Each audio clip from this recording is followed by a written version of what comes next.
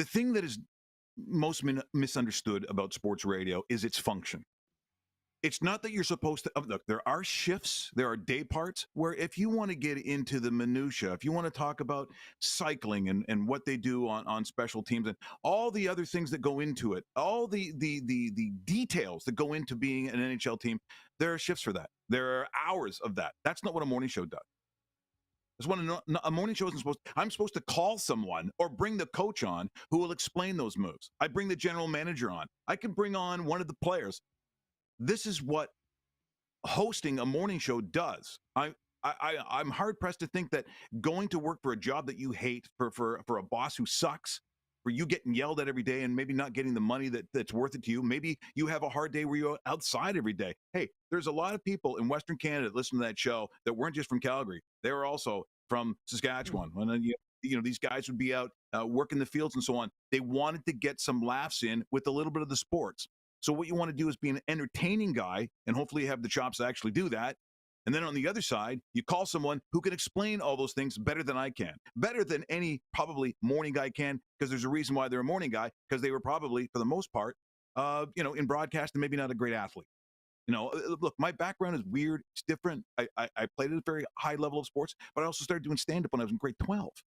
Freak and weird. I was a goalie and a drummer.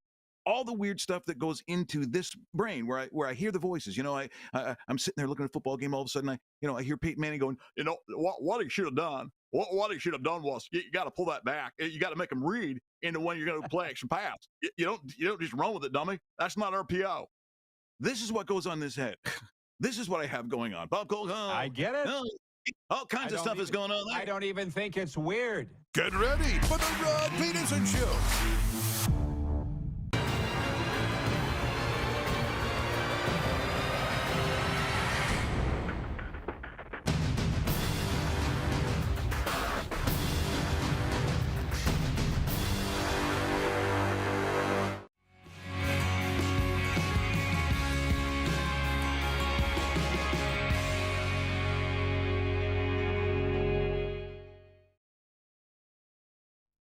Right now. I'm wearing headphones, rocking it back, old school radio days. How about that? And somebody said it looks like I'm plugged into a Walkman. And I remember when I got my first Walkman, because my brothers and I had to share it. And I was the youngest, so how often do you think I got it? And you had your case of cassettes, and then people started to crap on your music selection. And I'm like, then bring yours then! How many times did we have that conversation at parties? This is the Rod Pedersen Show. Yeah, it is an absolutely beautiful day to be talking sports. Hi, everybody. Happy Tuesday, episode number 1238 of your favorite daytime sports talk show. We're on television, Game Plus TV. Howdy, guys and gals in the Game Plus studio in downtown Toronto. On WQEE radio in Atlanta. Howdy, everybody in the Atlanta listening region, and then the streams, Apple Podcasts, YouTube, and Spotify. Let's bring in the Moose. Our guests today, he's in Toronto. Our guests today are Jeff Pedersen, and he is from Rink-Wide Vancouver and the Sekeres and Price Show, and also David Alter from the Hockey News out of Toronto. Darren, if you don't mind, we're going to get right down to it. Can you hit the quick six show horn, please? Director Mary J. Blodge. How about that? We'll explain that later.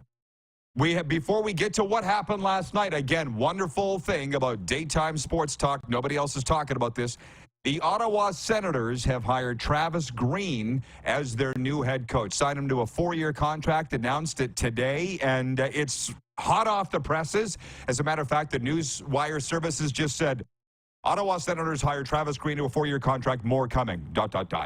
How do we feel about that, Ottawa? We have a lot of people watching in the capital region, across all over Ontario.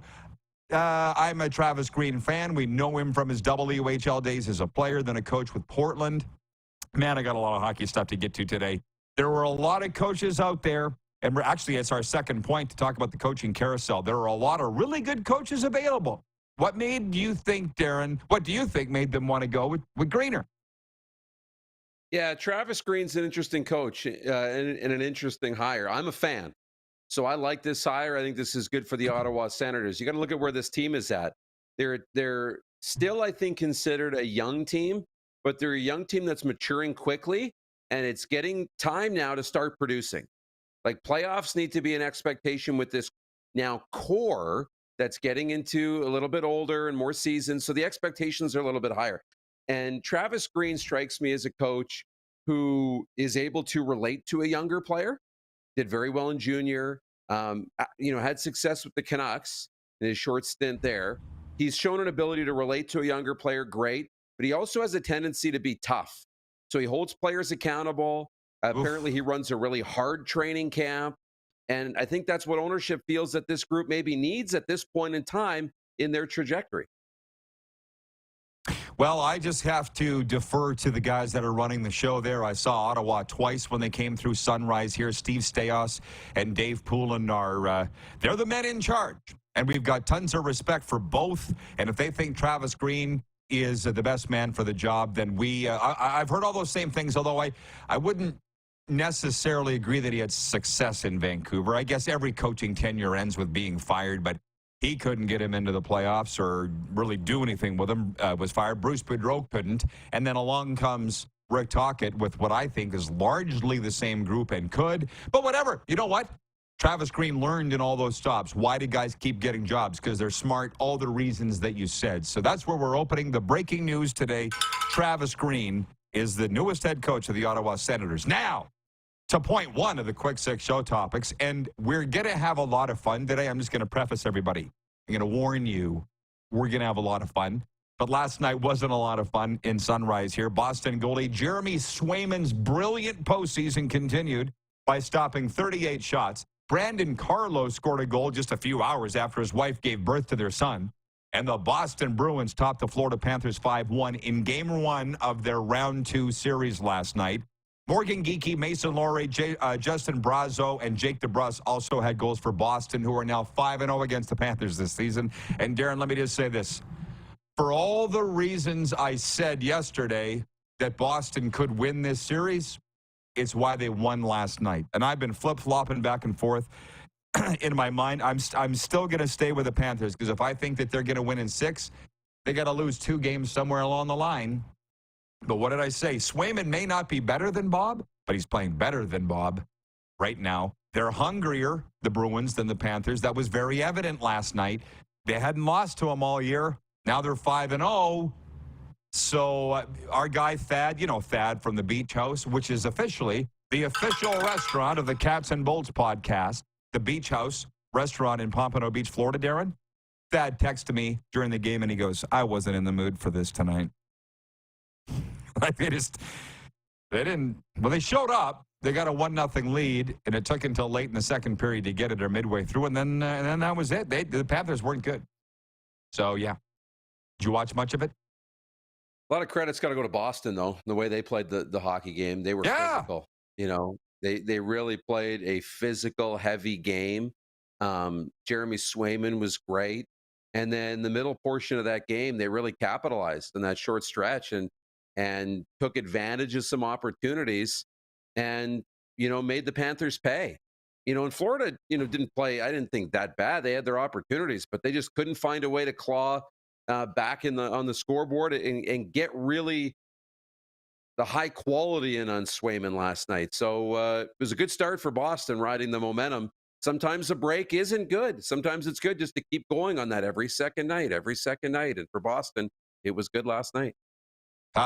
It was a bad one to flub and stub your toe for the Panthers. And Serena and I are recording this week's podcast this afternoon, so I'm not going to belabor any more of this. But Game 1's critical. She didn't think it was going to be important. I'm like, no, I think it is, because if Florida jumps out early and gets up to a 1-0 lead in the series, Boston might lose a little interest. I'm serious. But if the Bruins take Game 1, it's game on.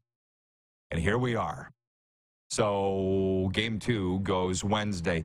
By the way, let me just, at my own peril, dipping into the comments, Ryan in New York State says, looks like my New Jersey Devils will be looking for a new head coach. That's the other thing. I'm not anti-Travis Green. I'm just saying he didn't save the Devils in getting him into the playoffs, which was kind of the idea after they fired Lindy Ruff, right? But I'm sure he's happy and has learned from all these lessons. Travis Green's still a young guy, and we think this is a good hire. But don't tell me it's not a little risky for the Ottawa Senators. John Schmeiser writes in, he says, good morning from Kansas City. Patrolman Pete writes in from Winnipeg. He says, will James Patrick ever get a sniff for a head coaching role in the NHL? Just hold on, Grasshopper, because we're going to roll. We had the breaking news, Travis Green in Ottawa. Number one, then the big story, Boston winning 5-1 here in Sunrise last night. Number two is the Winnipeg Jets. Things went so fast yesterday, Darren, that some of our Quick Six show topics today are yesterday's topics of the day that we didn't have time to because it all got dropped in our lap. For instance, Rick Bowness resigning in Winnipeg. Interesting comments from him at his news conference yesterday at Canada Life Center or wherever they held it, that he knew that was going to be his last series against Colorado, when he was walking off the ice after Game 5, he by times come, which I'm not going to get any life lessons here. I talked to a long-time coach this morning, and boy, did I get some good words. He just said, when it's time, it's time. Whether it's coaching or whatever you do or wherever you are in life. But anyways, now it's time to turn our attention to who will be the next head coach of the Winnipeg Jets, and we came up with some options, but as I said, there's a lot of coaches available. We've said Scott Arniel, who not only is a current associate coach, but he filled in for Rick Bowness twice this year when he left the team for absences. Craig Berube, Stanley Cup winner with the St. Louis Blues in 2019, which, to be honest, people still can't figure out why he was fired. But whatever. I listened to Berube on NHL radio this morning, and I'm like, very sharp guy. Very sharp guy. It's not hard to believe that he won a Stanley Cup as a head coach. It's hard to believe that he's been out of work this long. Maybe he goes to Winnipeg.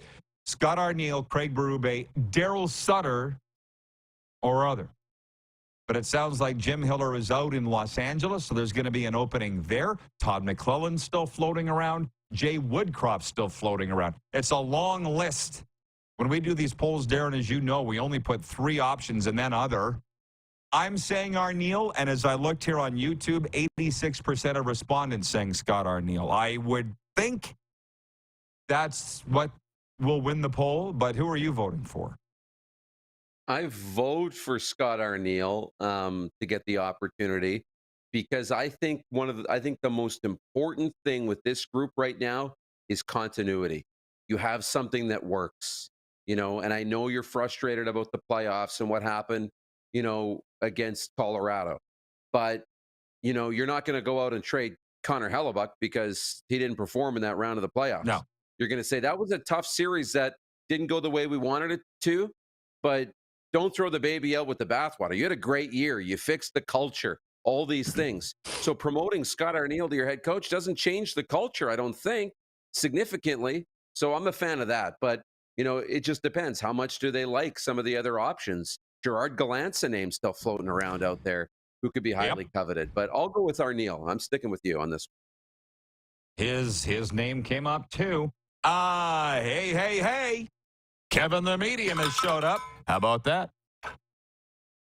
In Calgary, Alberta. He says, good morning, RP peeps. This is Kevin the Medium.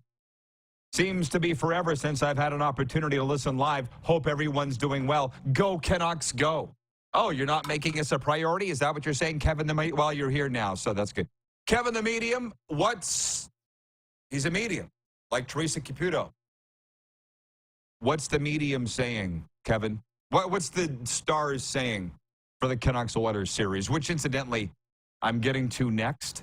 Taylor Sluka writes in and says, good morning from Canmore, Alberta. Getting excited for the upcoming CFL season. Go Stamps, go. Go Stamps, go. Yeah, that's what Football Friday will be for. Now, speaking of the Edmonton-Vancouver series, I'm going to read this in my news voice off the top of my head. I should have scripted this out earlier because I used to be a newscaster, A Boston Pizza owner in Penticton, BC has found himself in hot water. Owner Bill Smith put on his marquee, bring home the cup, let's go Oilers, in the BC town, prompting some citizens, presumably Canucks fans, to orchestrate an online campaign to boycott the Boston Pizza.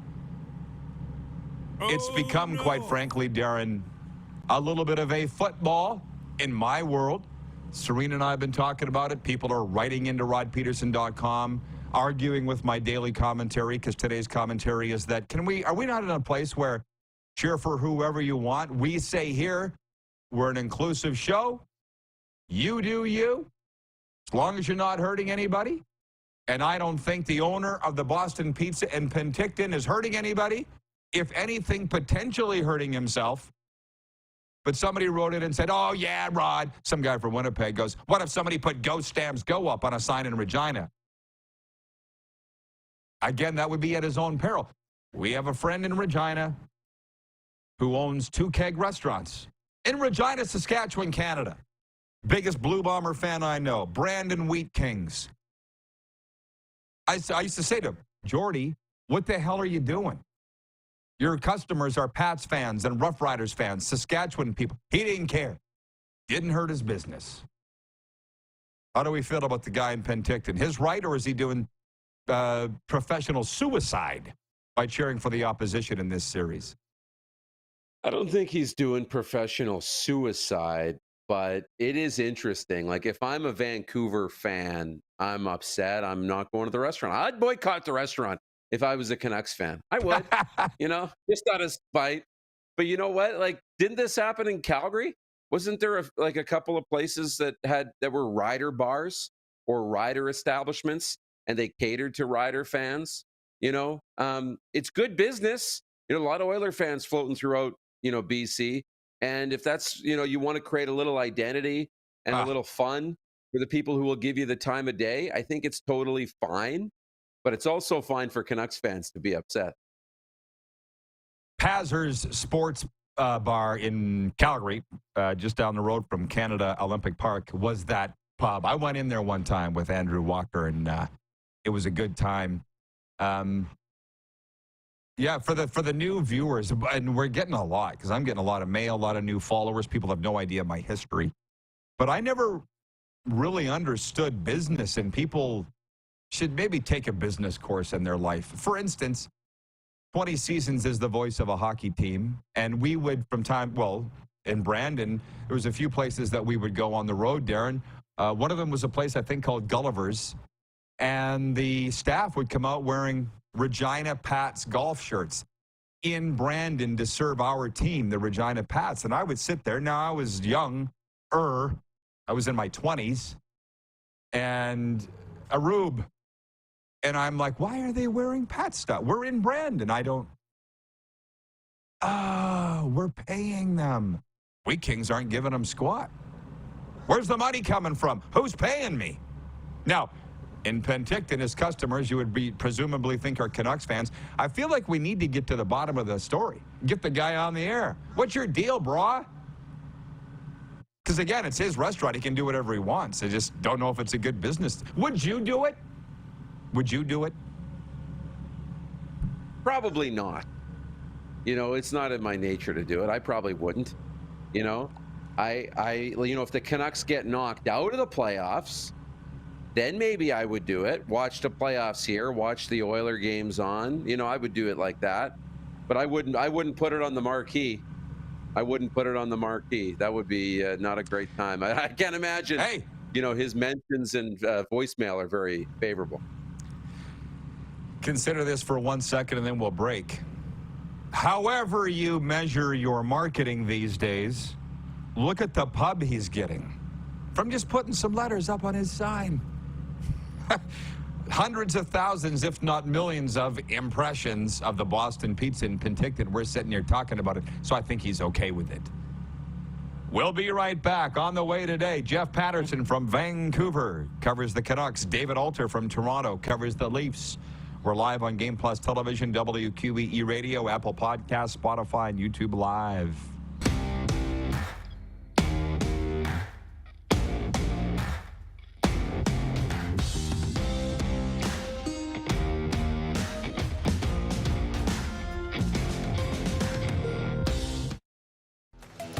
The live sports experience is changing. Teams and facilities are under pressure to provide online and in-venue entertainment. IKS Live has the right team to deliver. We provide service across North America and produce the best fan experience, in the seats or streaming to you.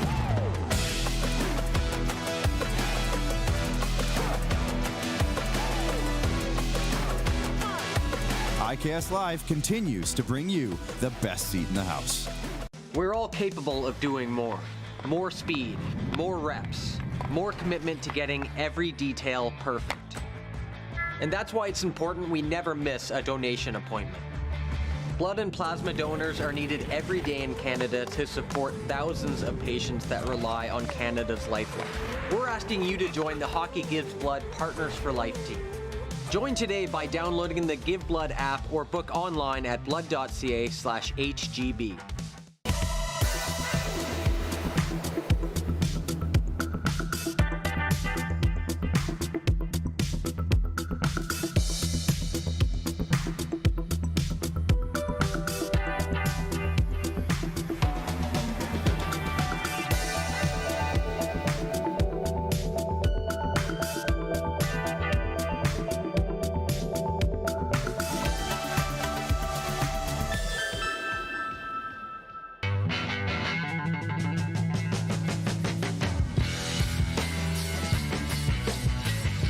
Did you know that you can help save a life?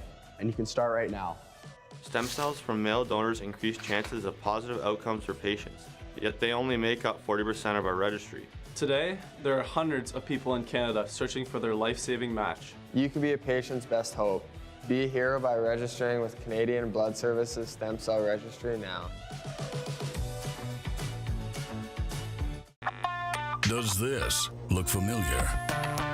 Your fans deserve an incredible arena experience. It's time for an upgrade. Stunning graphics. Revenue opportunities are just the beginning with our in-venue display systems and scoring technology. Let us help you find the best solution for your facility. EDG, always delivering the best fan experience.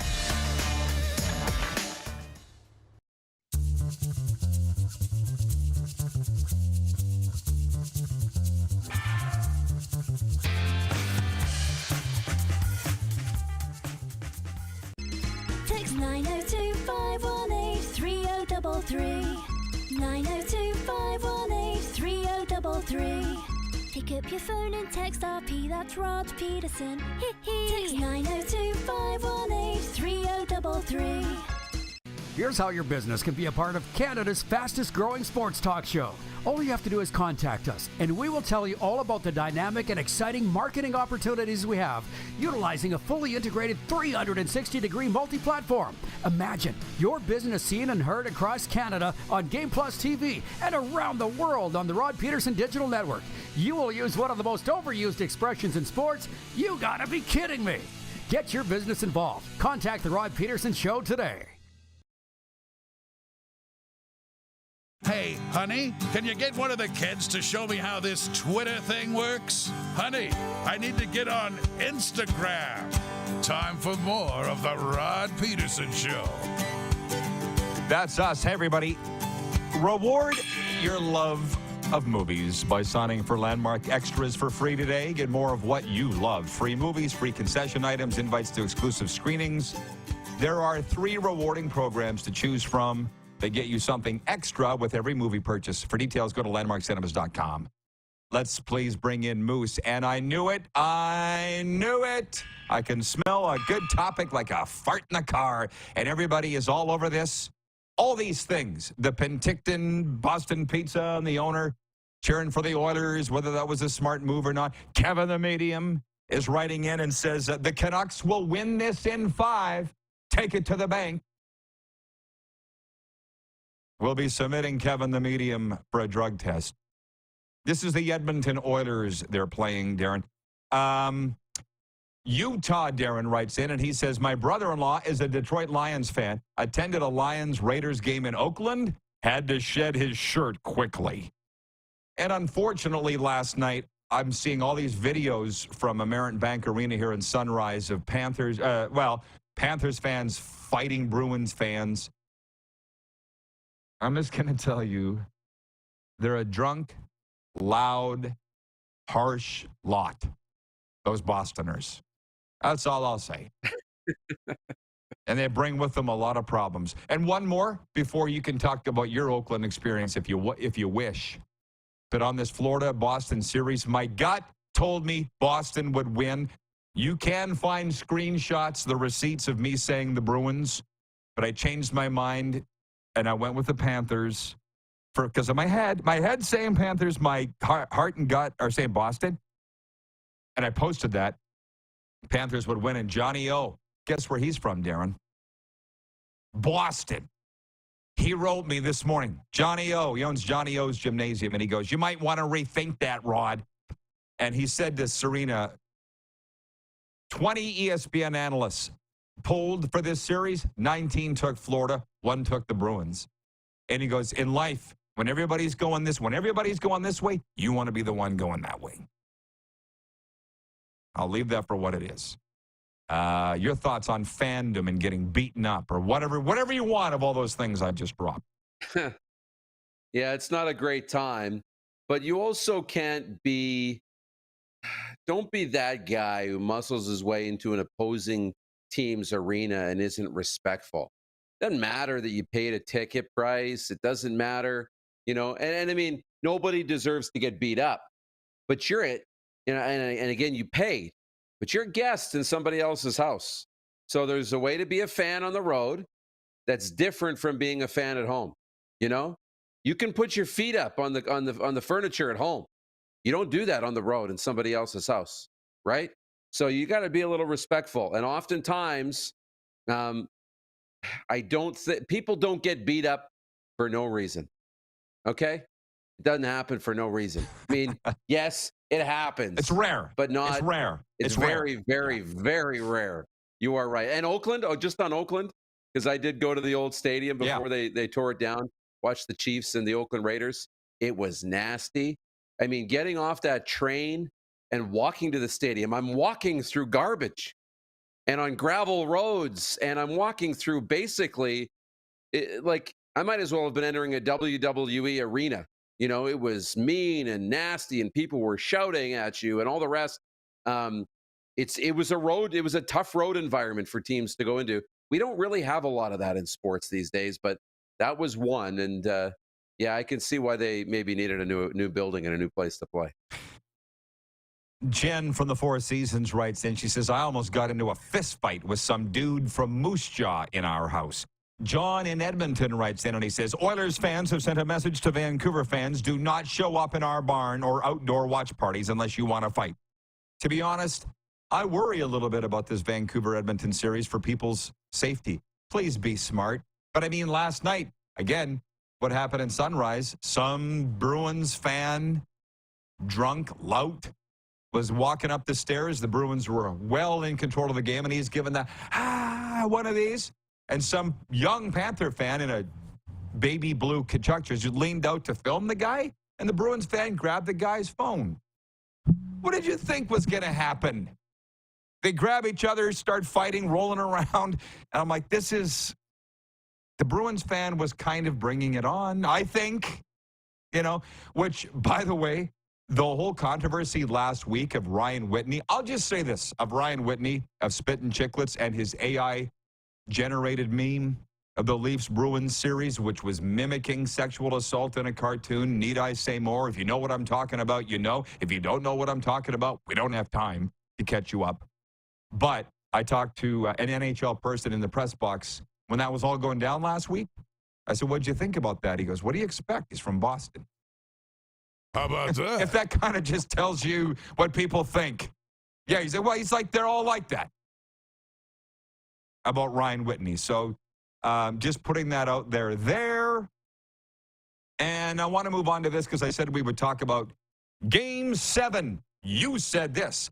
All of Western Canada is interested in what's going on at SaskTel Center in Saskatoon tonight, and maybe a lot of hockey fans across Canada, certainly junior hockey fans. It's the conference final, the Moose Jaw Warriors at the Saskatoon Blades. Game 7. Winner goes to the league final, and I know who you're pulling for, the Blades, because you're a Blades guy. I told you I talked to Lauren Mulliken this morning at length. And, God, every time I do, for those that don't know, I think, Darren, he's the only guy that's coached the Saskatoon Blades, Regina Pats, Moose Jaw Warriors. The only coach those three. He was an assistant coach of the old Swift Current Indians in the 80s and played in Prince Albert. Okay? And also coached the Chicago Blackhawks. Head coach was the assistant coach for the San Jose Sharks and Pittsburgh Penguins.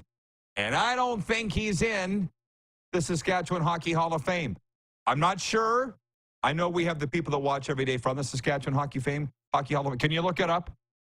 But Lauren's the kind of guy that wouldn't care. He wouldn't care. And we talked about this series. We talked about life. We talked about a lot of things. And to be honest, for what that franchise has been through, the Blades and their fan base, I want the Blades to win tonight. Don't at me. I know. Well, it's going to feel really good for whoever wins this, and it's going to feel really awful for whoever doesn't. Because both of these teams, it's an incredible journey for them, and they've been waiting a long time to have this moment. So it really is going to feel good and awful all at the same time. 5 of the 6 games have gone to overtime. That's just wild. The Blades have had 3-0 leads. They've had 4-0 leads, but Moose Jaw's scrappy. They've been able to come back and force those games to overtime. I think we have no idea what's going to happen tonight in the game, but I think a lot of people in Western Canada and even across the country are starting to talk about this series. So it's going to be a fun one tonight. Well, this is interesting. Dallas Robinson. Let's make it happen, Dal. Okay, listen up. He says, hey, Rod, he's a longtime friend of mine. His dad was the general manager of CKCK Radio, Gail Robinson. Tell you stories about him till the cows come home. But Dallas, tell you stories about Dal, too. He says, hey, Rod, I'm at my Penticton place for a few weeks and watching your show on Game Plus TV. I have to laugh because I was in Penticton Boston Pizza for happy hour yesterday and mentioned the orders issued to him. We should put them on your show tomorrow. Signed, Dallas. Yes! Yes! And to be honest, I was telling Darren this late yesterday afternoon. I was watching Pat McAfee for like 40 minutes after our show yesterday, and he had on the Kentucky Derby track announcer and Jeremy Swayman, the Bruins goalie. I'm like, I thought this was an NFL show. And I'm sitting there going, he's just sitting there having fun like us. Why do I put up with so much crap from people? You're not talking about this and that. You're not talking. Just let us entertain you, which clearly we are. Dallas, can we make it happen? Do we have a spot for the owner of the Boston Pizza in Penticton? Of course we do. Have we lost? Yeah. We got a spot for anybody, Clark says. Let's make it happen. Dallas, put your phone number in here if you don't mind. Can you text it to me? And let's get this guy on the air. Guy's got huge balls, huge cojones. And look at the pub that he's getting out of it. Now, he's going on national television. By the way, as I open up this text line from yesterday, Dallas just wrote me, but there are others. Brian in Hudson's Bay writes in. He says, good morning, guys. I got nothing against Travis Green, but he's never really won anywhere in the NHL. I am lukewarm at best with his hire. But, hey, Ottawa is Ottawa for a reason, I guess. They said the same thing about Paul Maurice when they hired him here. So, yeah.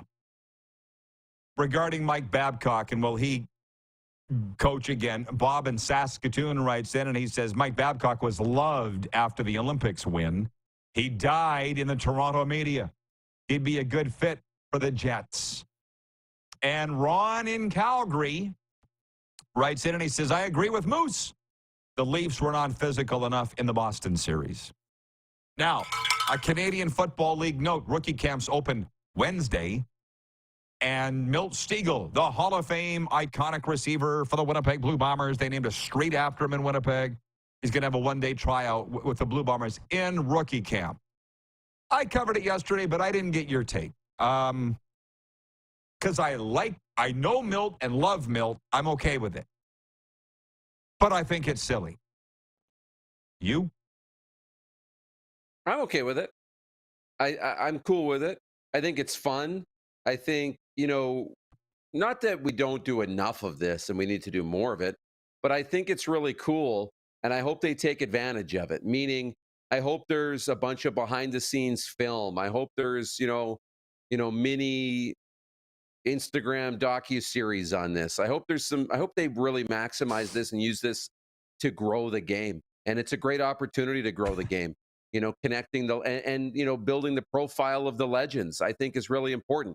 Not that we need to feed Milt Stiegel's ego, but it's important to have legends of the game that we hold on that regard, because it makes everything mean a little bit more. So, no, I'm okay with all of it. I really am, and I hope he has fun.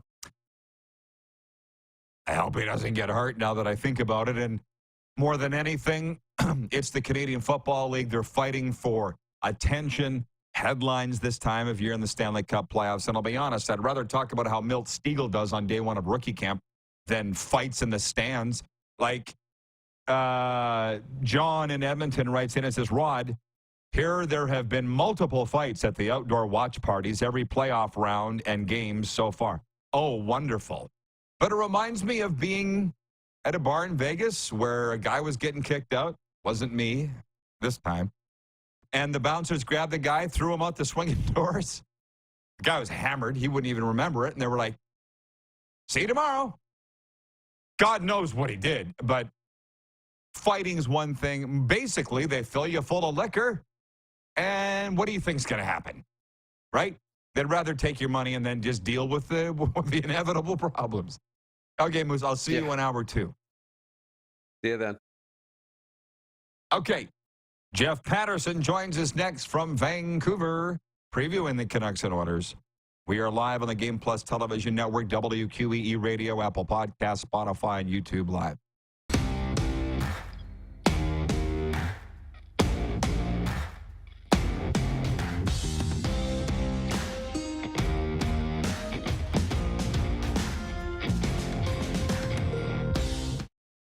IKS Game Day wishes to congratulate the city of Estevan and Affinity Place on their brand new center ice display. This state-of-the-art score clock features 5 LED faces with full motion graphics, scoring integration, and our new Halo mounting system.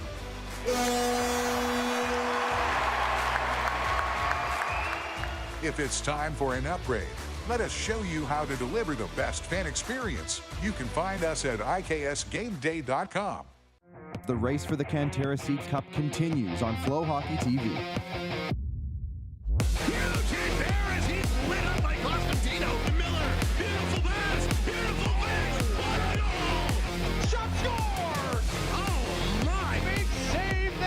The SJHL playoffs are on. 60 minutes and who wants it more? Follow the race for the Cantera Seeds Cup on Flow Hockey TV.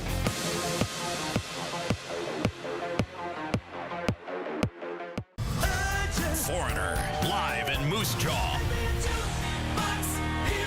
Foreigner is back. The Farewell Canada Tour. You're as cold as ice. May 13th, the Moose Jaw Event Center.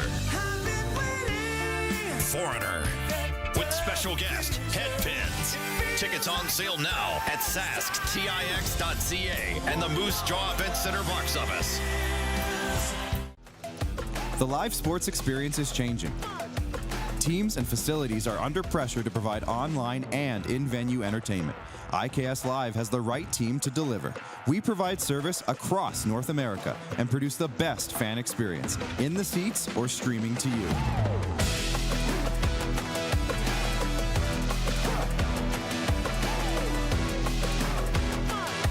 IKS Live continues to bring you the best seat in the house.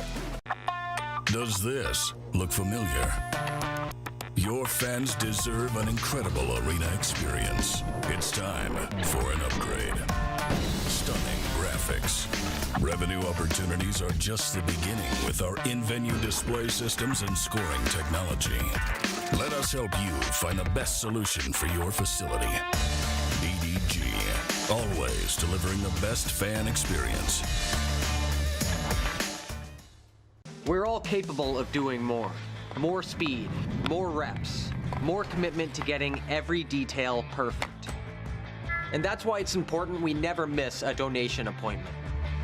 Blood and plasma donors are needed every day in Canada to support thousands of patients that rely on Canada's lifeline. We're asking you to join the Hockey Gives Blood Partners for Life team. Join today by downloading the Give Blood app or book online at blood.ca/HGB. Here's how your business can be a part of Canada's fastest growing sports talk show. All you have to do is contact us, and we will tell you all about the dynamic and exciting marketing opportunities we have, utilizing a fully integrated 360-degree multi-platform. Imagine your business seen and heard across Canada on Game Plus TV and around the world on the Rod Pedersen Digital Network. You will use one of the most overused expressions in sports. You gotta be kidding me. Get your business involved. Contact the Rod Pedersen Show today. Send us your opinions now. We won't victimize you unless you really deserve it. Now, back to your host, Rod Pedersen. Hey, when we talk hockey, it's brought to you by Common Crown Brewing Company, turning your everyday common beer into a unique and exceptional experience. Visit commoncrown.ca. We're well into round 2 of the Stanley Cup Playoffs. Last night, Boston beat Florida 5-1 in Game 1 tonight. Carolina's at the Rangers. New York leads 1-0, and Colorado opens at Dallas, Game 1. And Wednesday, it's Edmonton at Vancouver. Joining us to preview it is Jeff Pedersen, Rink-Wide Vancouver, and also Harrison Price. Hey, JP, I'm going to jump right into it. Your take on this series, my man. You got a feeling of which way it's going to go? Well, if the Canucks don't stay out of the penalty box, I think it could be a pretty quick series. You saw what the Oilers did to the Kings in round 1, and the Kings were the second best penalty-killing team in the NHL in the regular season. Now, the Canucks had their moments against Nashville in the first round. Their penalty killing was terrific as well, but keeping the Preds at bay and keeping the Oilers off the sheet, that's jumping up a weight class or two. So I think discipline for the Vancouver Canucks is probably right up there at the top of the list. But look, they played hard all season to win the Pacific Division, to get home ice advantage, and we'll see what that means here in the first couple of games. I have no doubt that the pressure is on the Oilers, right? They've gone through their playoff failures here. They are built to win the Stanley Cup. The Canucks are a surprise team, but you had 109 points. You're not sneaking up on anybody now. So there's pressure on both sides. I'm not one that buys this whole narrative of, trying to heap all the pressure on the Edmonton Oilers. But look, it's Connor McDavid's time, and he still has some questions to answer come playoff time. Looked awfully good against the Los Angeles Kings. So the Canucks have their hands full. They know it. They've spent the last couple of days talking about trying to slow McDavid down. You're not going to stop him entirely. And if they get a little goofy and try and play him too hard and take penalties across the line, that's where the Oilers are likely to kill them. So the Canucks are aware of it. Now they just have to go out there and execute. What's really fun about what we do here is way back at the start of the season, before the season, you came on here and you said the Canucks will be better. The question is how much better? And nobody saw them hanging a banner, right? Nobody did. So here they are. Is it a little bit of house money situation? I think now that they've got through a round, to me, you have the 50 wins, you have 109 points, you win a division. It means nothing if you stub your toe and get punted by the Nashville Predators in round number 1. But the fact that they've won a round of the playoffs, so many of these guys, particularly their core, Quinn Hughes and Elias Pettersson, Brock Besser, their only playoff experience to this point in the NHL was in the bubble. Like, they're going back to Edmonton, but totally different circumstances now. So, they got a taste of some playoff hockey, but in the most unique circumstances ever. And this is different now. They went into Nashville. They won all 3 games in Bridgestone Arena. Like, that's a tough building to play. The fans there were nuts. I was down there for games 3 and 4. And the Canucks just went about their business and found ways to grind out victories. They weren't always pretty, but, it's not about winning 8-1 like they did on opening night against the Edmonton Oilers. It's about scoring one more than your opponent in a playoff game, whether it requires 3 overtimes, whatever. It's just, did you win? So, the Canucks have changed stylistically over the course of the season. They're a whole lot better defensively. They don't score nearly as much, but they are going to have to score more than 13 goals. They outscored Nashville 13-12. The series was that close. Now you're going against the Oilers, who can score and will score some goals. And so I think the Canucks are going to have to find a little more pop in their offense, They want to stick to their structure. I mean, they have been a really good defensive team. And of course, the hockey world now is on to the fact that the Canucks used 3 goalies in round 1. And it looks like Artur Silovs is going to get the start for game number 1 against the Oilers. So thrown into an impossibly tough situation on short notice. And he delivered 2 wins in Nashville, including a shutout in game 6. But again, those were the Preds. This is McDavid, Draisaitl, and a motivated Edmonton Oilers team. So does Silovs have a Cinderella run in him? Is the clock about to strike midnight? Nobody knows, but that sort of adds intrigue to everything else in this battle of the last 2 Canadian teams standing. Silovs was great for sure, but you've been doing this a long time, that Rick Tocchet did tweak things on the fly that I saw in their own zone to limit shots against, scoring opportunities against. And that, to me, that was a very impressive pivot by the Canucks. You talk about lack of goal scoring. They had to do that. They had to sacrifice something to help this kid, and it worked. I wonder if they can do that against Edmonton. Right. So they believe strongly in their 6 defensemen. Like when Rick Tocchet took over last January, he always talked about, oh, look at Vegas and the way that they've built this massive defense core, all this size and length and reach and disruption. And, he wanted to model what the Vegas Golden Knights used to win the Stanley Cup last year. It's not the same, but it's along those lines. They went out and they signed Carson Soucy as a free agent. They bring in Ian Cole, a guy that, he's at 35 now, but he's got championship pedigree. He worked with Tocchet in Pittsburgh, and they won a Stanley Cup there. Nikita Zadorov, who has been through the Battle of Alberta on the Calgary side, he's now here as a member of the Vancouver Canucks. He was terrific in that first-round series against the Nashville Predators, and so it took some of the workload off Quinn Hughes. Hughes was a target from the Predators' standpoint, and why wouldn't he be? I mean, he was circled on their whiteboard. They tried to hit him at every opportunity. I'm sure the Oilers will as well. One way you can sort of spare your star player is don't run him out there as much. And so they dropped Hughes' ice time. They leaned on some of those bigger, stronger guys that seem like they're built for playoff hockey. Hughes still had his 5 assists. I mean, he made his mark on the series. He had his moments. I do wonder if they can get him a little bit more ice time, though, because, the best defense is having the puck on your stick and moving to the offensive zone. And I think they want to play keep away, obviously, from McDavid. So I'm looking forward to the chess match. We didn't see a huge coaching chess match between Rick Tocchet and Andrew Brunette in the opening round, and those 2 guys are up for Coach of the Year. They're 2 of the 3 finalists. I think you're going to see more of the matchup game and the Canucks trying to figure out ways and strategies to slow McDavid down. You're not going to stop him entirely. So I think the coaches will have more of an impact on this series than they did in the earlier round. I say it almost every day. The beauty of daytime sports talk is breaking news. Travis Green hired as the head coach of the Ottawa Senators. You covered him. You know him from his Vancouver time. How do you feel about this hire by the Sens? Yeah, I think I hope I've escaped his doghouse now after being in his face on a daily basis for the better part of his 5 years here in Vancouver. I've got a ton of respect for Travis. He and I didn't always see eye to eye when you're a beat reporter and you're out there traveling and covering the team and you're in his face on a daily basis. I'm sure there were some questions that he didn't love. I got hauled into a couple of meetings with him along the way, but we patched up our differences, and I hope that there's respect on both sides here. I think there's some real similarities to the role that he's stepping into in Ottawa. He took over a Canucks team.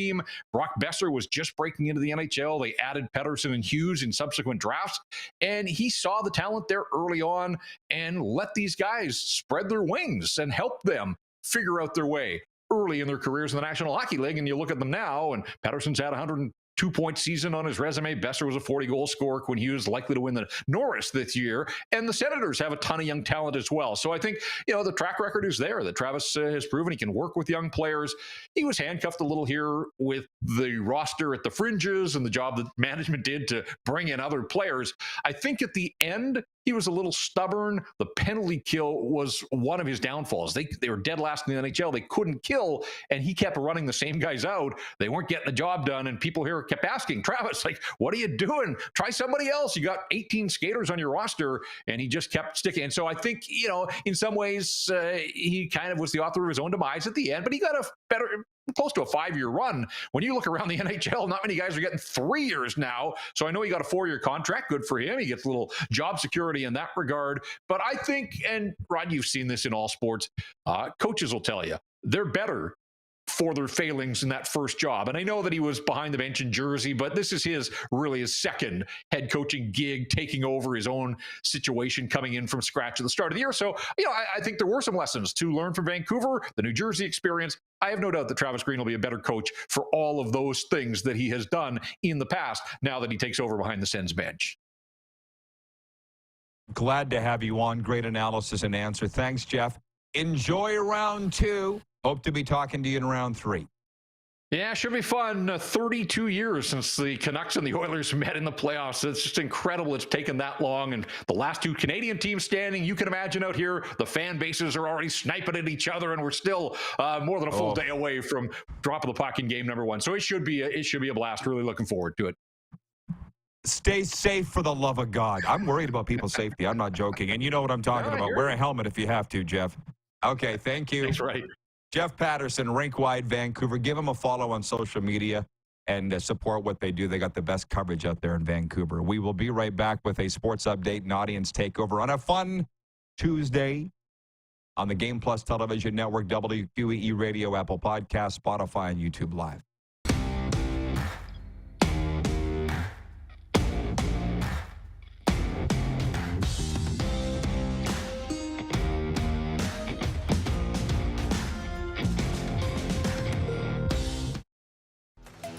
The live sports experience is changing. Teams and facilities are under pressure to provide online and in-venue entertainment. IKS Live has the right team to deliver. We provide service across North America and produce the best fan experience, in the seats or streaming to you.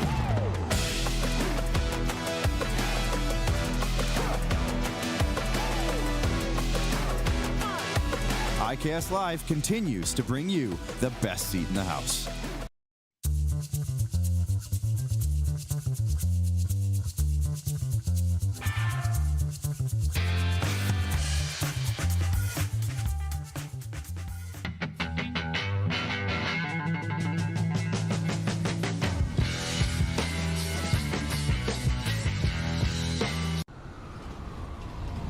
I'm Bridget Lacquette. I'm a First Nation Olympic silver medalist, and I'm proud to represent Indigenous hockey players across Canada. Each year, hundreds of Canadians need a stem cell transplant from an unrelated donor to save their life. Anyone can have a hard time finding a stem cell match, but for Indigenous peoples, it can be even more difficult, because just over 1% of prospective donors on Canada's stem cell registry are of Indigenous backgrounds. Be a hero. Join me in Hockey Gives Blood in helping to make a life-saving difference to those in need. Register today at blood.ca/beahero.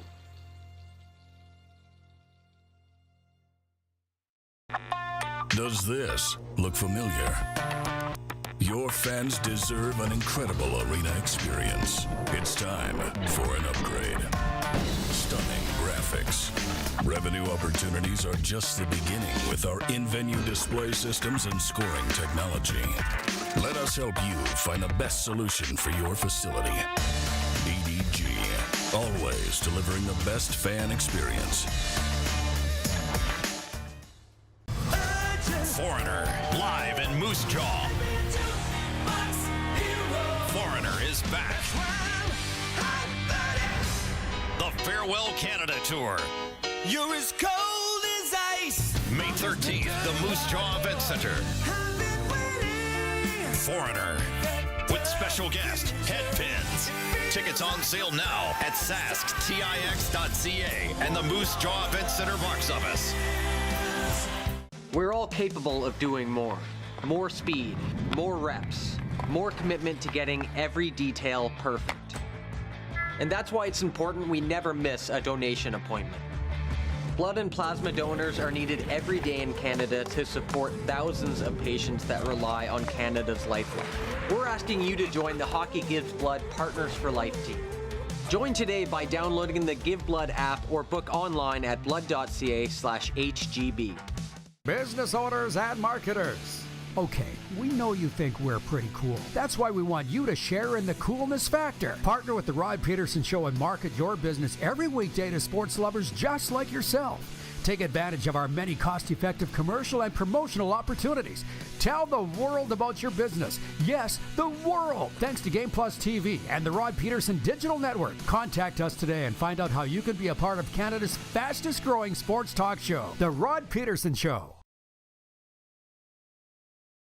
Did you know you can catch all the best moments from the show on all our social media platforms? Now back to the studio with Rod. And here we go.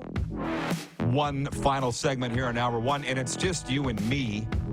So, I kind of wish I had Moose in here for this, but I'll carry it over into hour two. Here's my news report. Gisele Bundchen is, quote, disappointed by the jokes made regarding her previous marriage to Tom Brady during the Super Bowl champion's Netflix roast. A source tells People magazine that the 43-year-old model is deeply disappointed by the disrespectful portrayal of her family on Sunday evening's roast show. The source adds, as always, Gisele's priority is to support her children who were affected by the irresponsible content that was broadcast. The 46-year-old Tom Brady was the guest of honor during Netflix's live special, The Greatest Roast of All Time, Tom Brady, at the Kia Forum in Inglewood, California on Sunday, May 5th.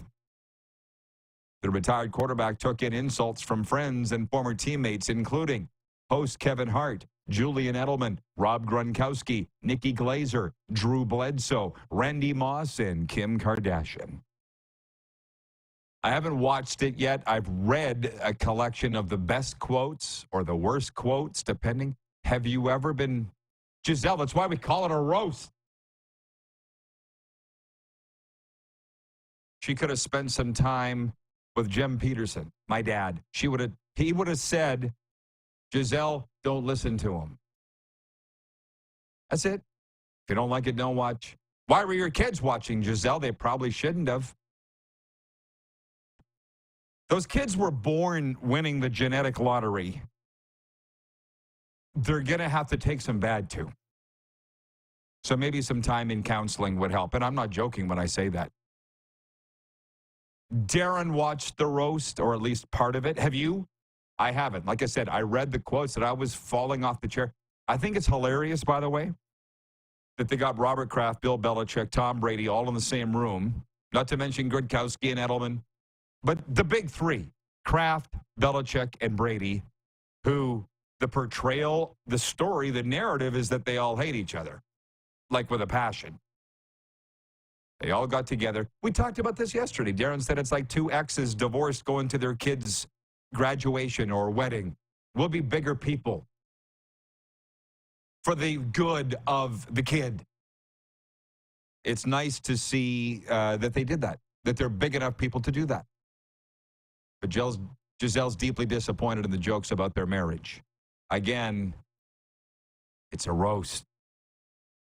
The sports update's brought to you by Common Crown Brewing Company, turning your everyday common beer into a unique and exceptional experience. Visit commoncrown.ca. And for Landmark Cinemas, in Landmark Cinemas on Friday, Kingdom of the Planet of the Apes. Director Wes Ball breathes new life into the global epic franchise set several generations in the future following Caesar's reign, in which apes are the dominant species living harmoniously, and humans have been reduced to living in the shadows. How about that? Have we got a... How about that? How about that?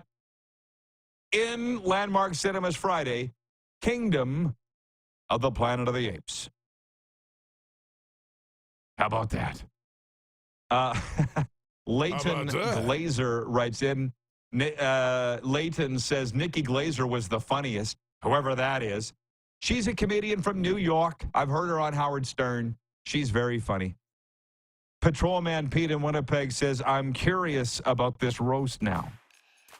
Right? He says there should be a roast for Gisele. Haha. I won't say it. We'll be back after this brief pause on Game Plus and Key Radio. Stick around.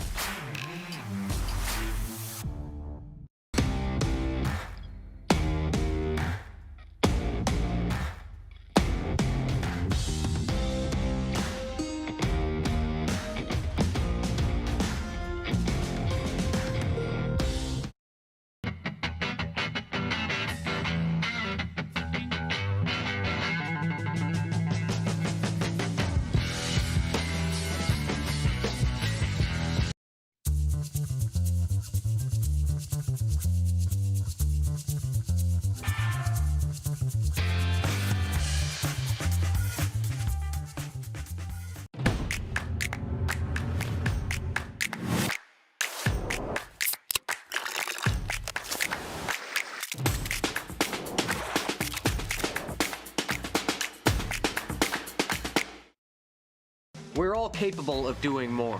More speed, more reps, more commitment to getting every detail perfect. And that's why it's important we never miss a donation appointment. Blood and plasma donors are needed every day in Canada to support thousands of patients that rely on Canada's lifeline. We're asking you to join the Hockey Gives Blood Partners for Life team. Join today by downloading the Give Blood app or book online at blood.ca/HGB. Does this look familiar? Your fans deserve an incredible arena experience. It's time for an upgrade. Stunning graphics. Revenue opportunities are just the beginning with our in-venue display systems and scoring technology. Let us help you find the best solution for your facility. EDG, always delivering the best fan experience. Foreigner, live in Moose Jaw. Foreigner is back. The Farewell Canada Tour. You're as cold as ice. May 13th, the Moose Jaw Event Center. Foreigner, with special guest, Headpins. Tickets on sale now at sasktix.ca and the Moose Jaw Event Center box office. The live sports experience is changing. Teams and facilities are under pressure to provide online and in-venue entertainment. IKS Live has the right team to deliver. We provide service across North America and produce the best fan experience, in the seats or streaming to you.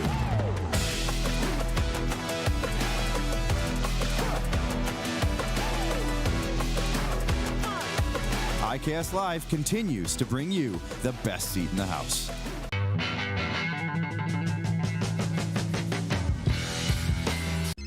Text 902-518-3033. 902-518-3033. Pick up your phone and text RP, that's Rod Pedersen. Text 902-518-3033. Business owners and marketers. Okay, we know you think we're pretty cool. That's why we want you to share in the coolness factor. Partner with the Rod Pedersen Show and market your business every weekday to sports lovers just like yourself. Take advantage of our many cost-effective commercial and promotional opportunities. Tell the world about your business. Yes, the world. Thanks to Game Plus TV and the Rod Pedersen Digital Network. Contact us today and find out how you can be a part of Canada's fastest-growing sports talk show, The Rod Pedersen Show.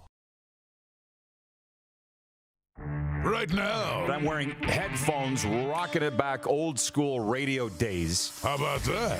And somebody said it looks like I'm plugged into a Walkman. And I remember when I got my first Walkman, because my brothers and I had to share it.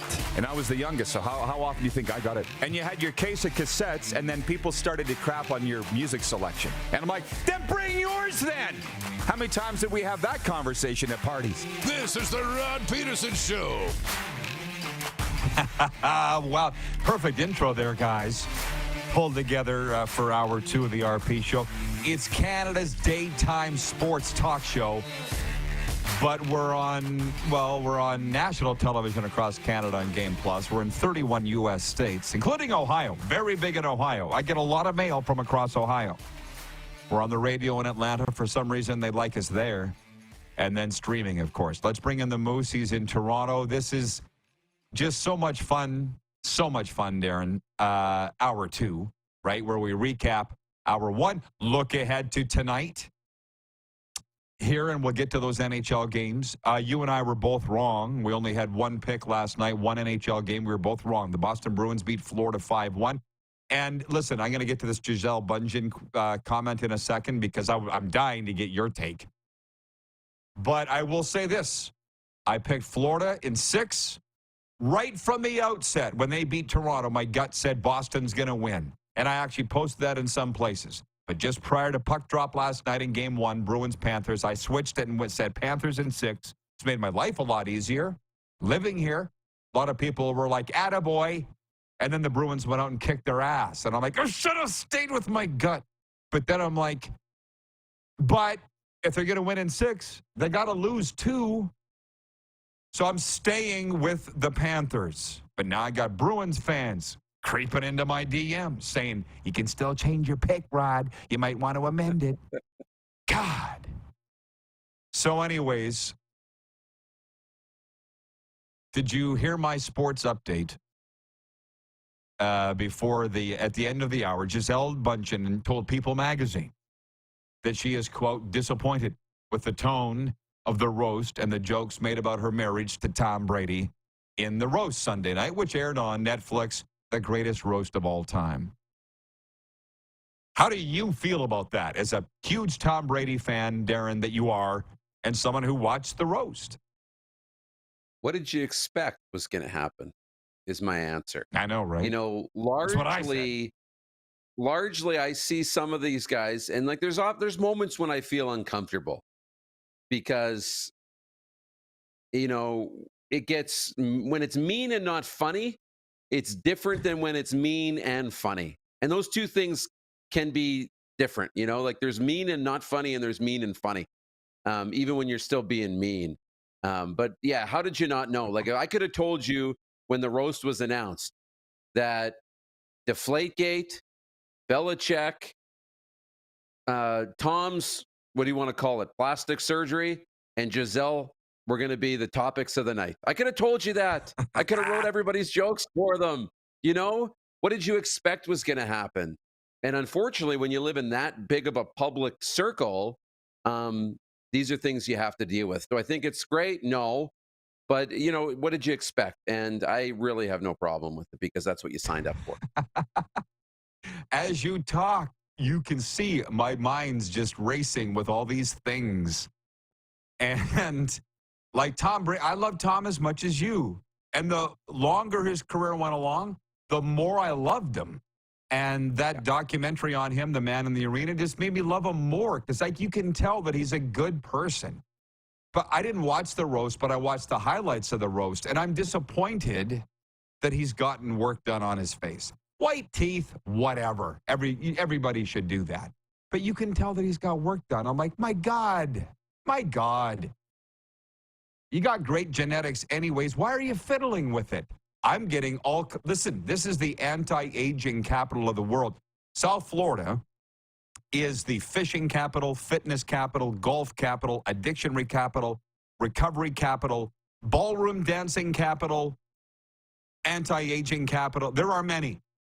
So I'm quite regularly being offered to get a little shot in here, get a lift here. No, just no. I don't care if anybody else wants to, but I don't want to be that guy sitting at Bo Campers watching NFL on Sunday. Hi, how you doing? I don't want to be that person. You know what? You can just tell.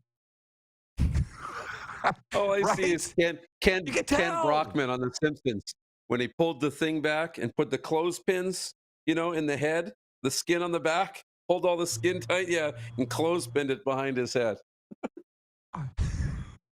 I went to stand-up comic by myself because Serena goes to bed so early. I do a lot of these things in the evening on my own, which is fine. And the girl she was so funny. And she just came up from Miami. It's 40 miles. But she was like, ma'am.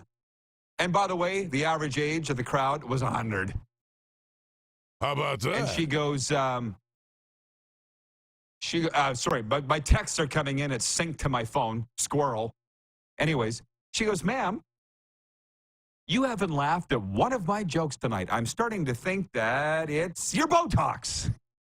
Did I tell you that joke? And I'm in the back, by myself. Can you not tell that Tom's had work done? Because I can tell. Can you not tell? Oh, yeah. Right in his jawline, his cheek line, you can tell. He's either been doing those jaw exercises, you know, or he's got some work done. And it's gone a little too far. I wish he hadn't got it done either. You know, there is, you know, getting some work done that's okay, but yeah, a little too much. That's the one thing I don't like about Tom is I wish he hadn't got the work done.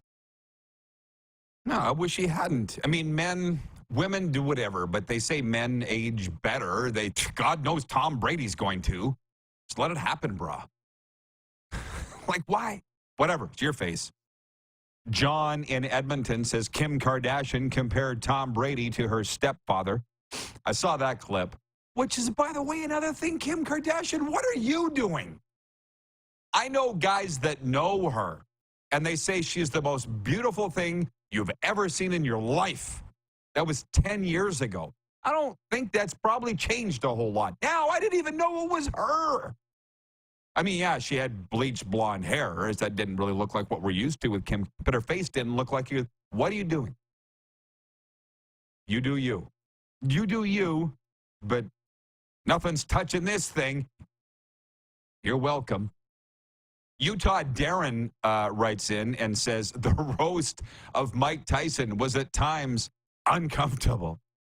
Listen, I've spoken at many roasts. You just come with an open mind.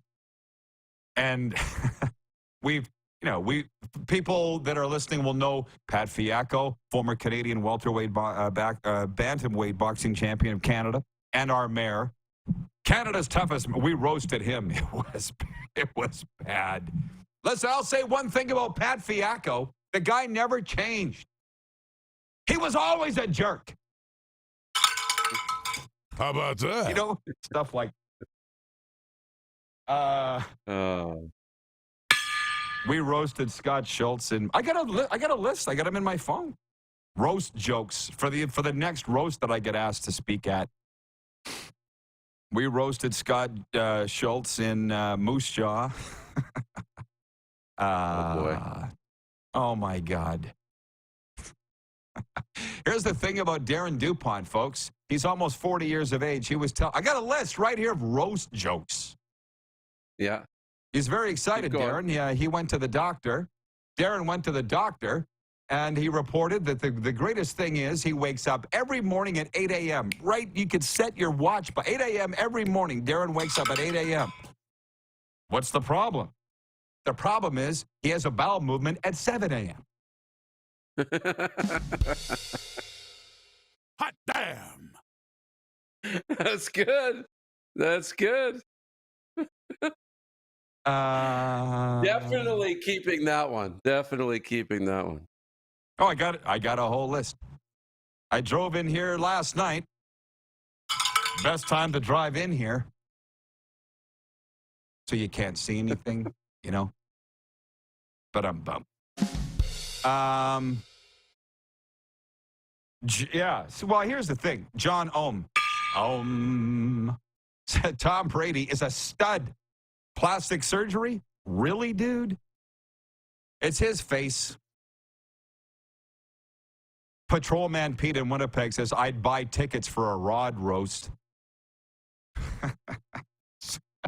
Scruffy said that would be like Telemiracle. It'd be a 3-day event. Wouldn't be just one night, the Rod roast. John Ohm, loving these Rod roasts. What do you call a Winnipeg Blue Bomber with a Grey Cup ring? A thief.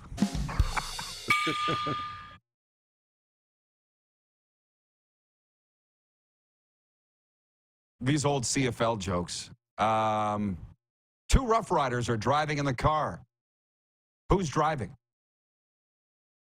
I don't know. The cop. The cop. That's good. Wally Buono and Don Matthews jump off a building. Who lands first? I don't know. Who cares?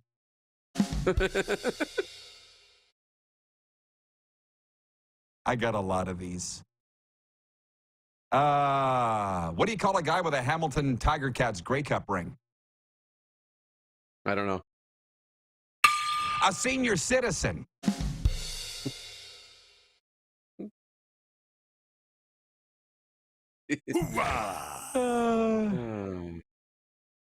Wayne in Victoria, BC says, I'm surprised they even have roasts anymore. What with all the Karens these days that are offended by everything. Giselle Bundchen really came off sounding like a Karen. She did. My kids were offended, so. Do you think she has a right? No, I mean, if this was normal every day and, people on social media were just acting like this, which they are anyways, I understand. And you know what? there's lines. But this was a roast. This is what you signed up for. Like, I'm pretty good at this. I would imagine there's enough people in Giselle's inner circle that could tell her this. But I'd be like, if I'm Giselle, it's like, okay, this roast is happening. I'm going to be one of the top 2 or 3 targets here of the night, or topics. Kids, we're not watching it. I'm not watching it. And we're not reading anything about it. And in 6 months, when this passes, we're going to forget it ever happened. Move on. Yeah, if it was good parenting. Listen, the more Giselle opens her mouth, the more I get it. Which I might add, they live here in South Florida, so I have a lot of friends that are friends of theirs, and let's just say the people that I know are on Tom's side. And that's not just the football guys, because you would expect that. John in Edmonton writes in, the Rod Pedersen roast coming to Grey Cup in Vancouver this November. We're holding it at BC Place on the Friday night. It'll wrap up sometime just before kickoff on Sunday. Think of the applications of people who would want to speak.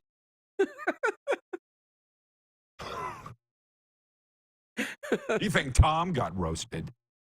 Well, and here's the other one. I'm going to put this out there because we're talking about it. But Kevin Hart, he's like, we're making the uncomfortable comfortable. He says, we're doing a shot. Who's doing a shot? Robert Kraft, you're doing a shot. Robert Kraft, I'll do a shot, comes up there. And Bill, you're doing a shot. He brought Bill Belichick and Robert Kraft together at the podium to do a shot. And they all were going to do a shot. And Robert Kraft was into it. And he grabbed the mic and he said, I want to thank this man, the greatest coach, who love this man to death. And Bill, give me a description. He looked like he'd rather be swallowing, thumbtacks. And he wouldn't cheers them. But he smiled, and Bill played the part, but it was so uncomfortable, and Kevin Hart was just like loving every moment of it. I can just imagine what would go down at the Rod roast at Grey Cup. I would do it. I would do it. Tank in Estevan writes in, he says, Rod's body doesn't need Botox. It's built on rink hot dogs and sober carpenter beer. That's a fact, Jack. I'm trying to bring it all together. We got completely off the rails here. Yeah. I had a guy come up to me in the press box at the Panther game the other night, without a word of a lie, on my mother's grave. John Evanson is his name, from WPTV, CBS, West Palm Beach. And he goes, Rod, I think it's really cool that you're doing a show on Canadian television from your backyard in Florida. That's wild. I said, yeah, it is. He goes, I might want to do a story on that. I said, you do whatever you want, whenever you want. I'll be here. And he goes, why does it work? And I said, how did it go? I said, the ratings have tripled since I started doing the show from Florida. And he goes, why would you say that is? And I'm like, I have no idea. I don't get it either. I don't get it. But the ratings have tripled. I can't explain it. I think what it is even though I'm here, we're talking way, way more Canadian stuff, this hour notwithstanding. And we started the Panthers and Lightning podcast to keep the two separate. That's what I think that it is. I don't know.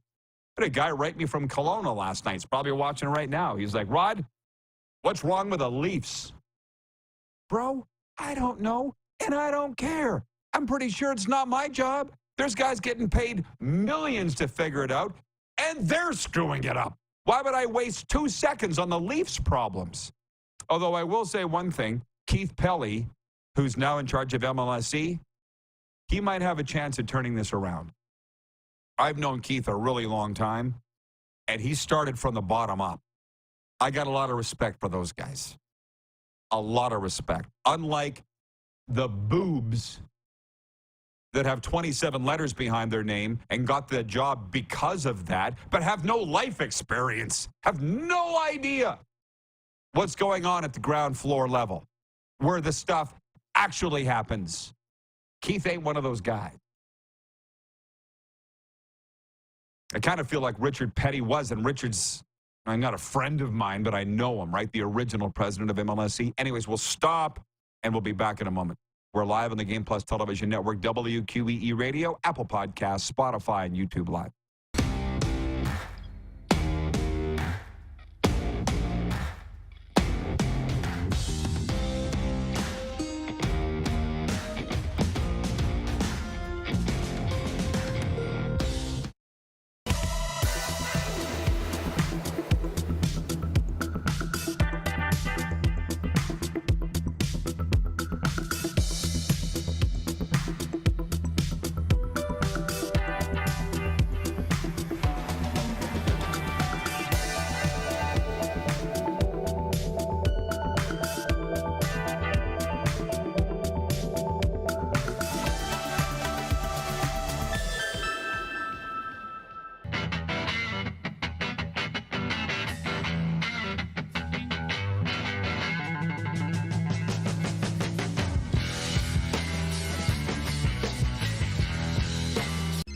Text 902-518-3033.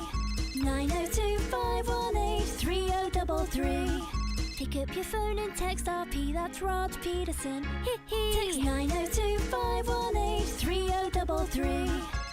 We're all capable of doing more. More speed, more reps, more commitment to getting every detail perfect.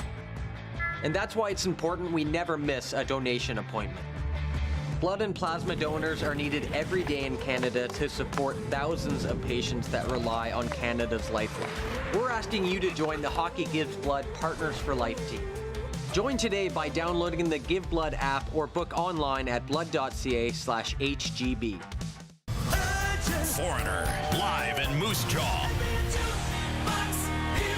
Foreigner is back. The Farewell Canada Tour. You're as cold as ice. May 13th, the Moose Jaw Event Center. Foreigner, with special guest, Headpins. Tickets on sale now at sasktix.ca and the Moose Jaw Event Center box office. The live sports experience is changing. Teams and facilities are under pressure to provide online and in-venue entertainment. IKS Live has the right team to deliver. We provide service across North America and produce the best fan experience, in the seats or streaming to you.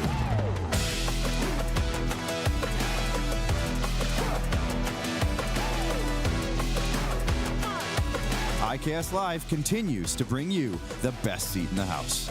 Nestled in the scenic Qu'Appelle Valley, just 20 minutes northwest of Regina, is one of the finest golf courses in all of Saskatchewan, the Deer Valley Golf Club. The clubhouse has a full-service restaurant, and customers can enjoy a casual dining experience with spectacular views of the golf course and valley. A fully stocked golf shop, staffed by PGA of Canada professionals, is equipped to meet all of your golf apparel and equipment needs.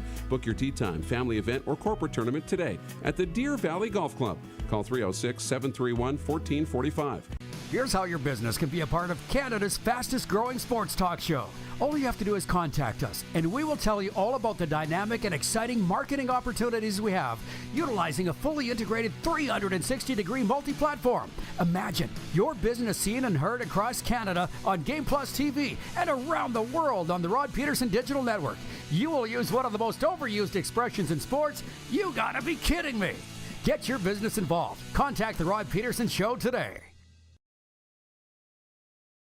Send us your opinions now. We won't victimize you unless you really deserve it. Now, back to your host, Rod Pedersen. Hi, everybody. It's me, the champ. I was trying to remember who the three finalists were for the Hart Trophy, the NHL MVP award. I couldn't for the life of me remember the third. I had McKinnon and McDavid. Cooch. is the third, Nikita Kucherov. So that was announced today.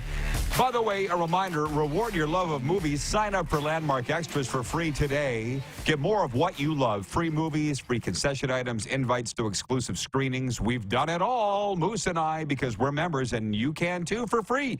LandmarkCinemas.com for details or to sign up. Let's please bring the Moose in. Hey, you know my buddy Ash, Darren. He is a original Toronto guy, but he lives here. And he's watching in West Palm Beach, Florida, Wellington, Florida, and says, just regarding the Leafs, he goes, Toronto's core, when things get tough, get lost. I can't believe Matthews didn't play. Ash is watching right now. Thank you, Ash. I hope you don't mind me saying, he wouldn't care. He doesn't care. He's old. When you get old, you don't care. Now, David Alter's coming up from the Hockey News in the next segment. What's wrong with the Leafs?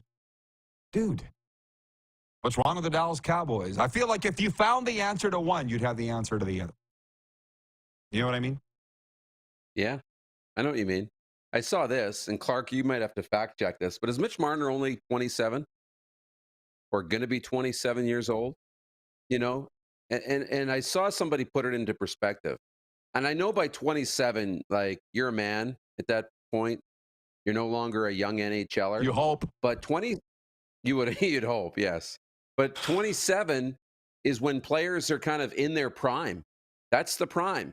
Yes. You know, until you're middle of your 30s. So when you look at a player who has had such a great start to his career points-wise and all-star games and 100-point season and that, you know, or 99-point season and all the rest, here's a player who's kind of age-wise just kind of in the early part of his prime. And you want to run away because he's, you know, as a young player, hasn't been this mature playoff performer?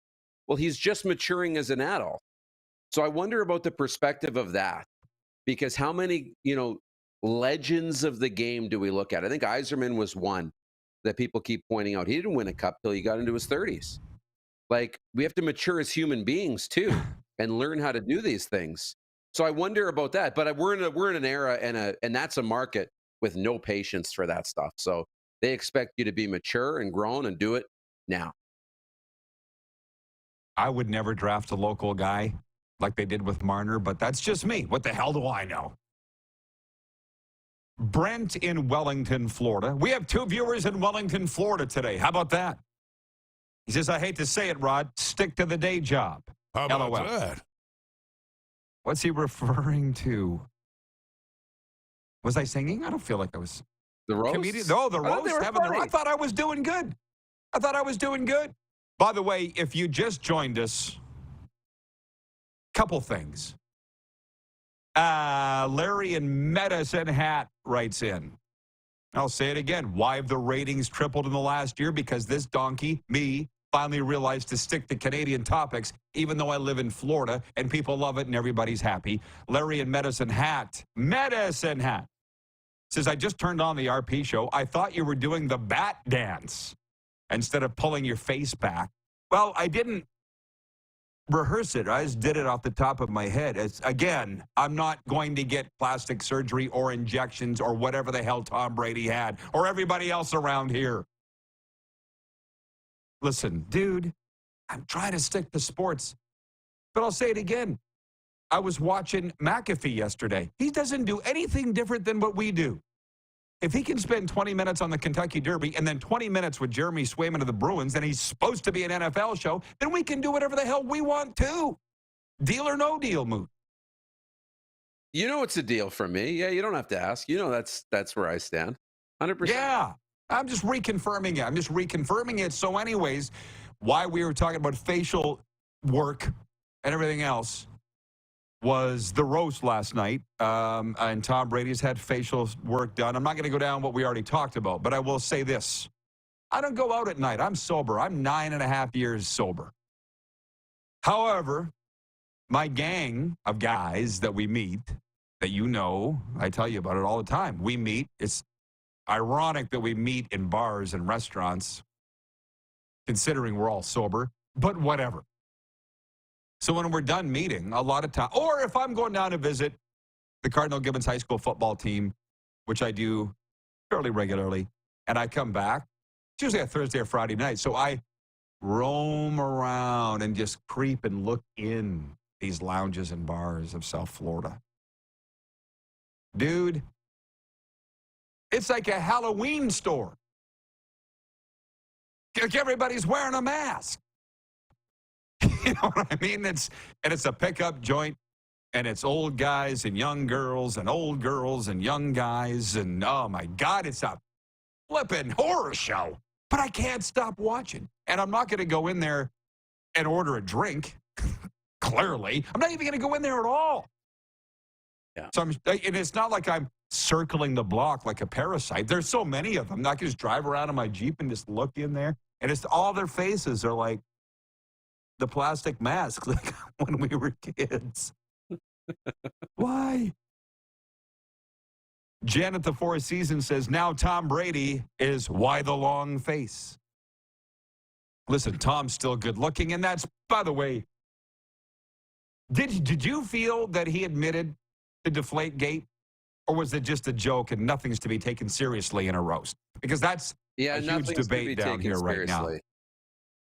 No, he kind of came on and said the NFL deemed that it was more probable than not that I would, do this, that that the balls, or that I had some knowledge of it, and he kind of said, if you just paid me the $20 million, I'd admitted that I did it, is what he said.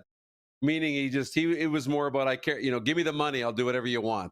If you just give me the money, I'd have played ball, but he didn't. So anyway, because they find Tom, where I think he's a really good person.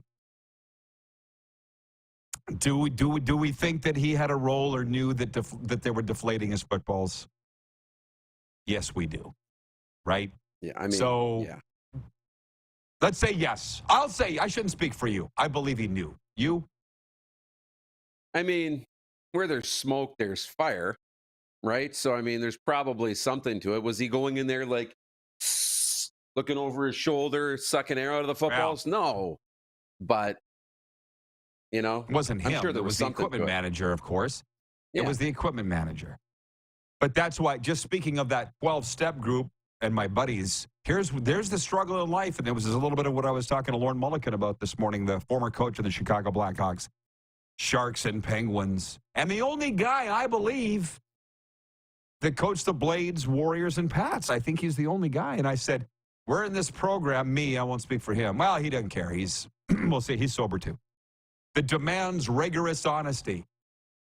But then I'm in this sports and entertainment world where nobody's honest. It kind of creates some problems. You know what I mean? But because it doesn't fit. It doesn't align. So how should I deal with that? And he helped me out a lot.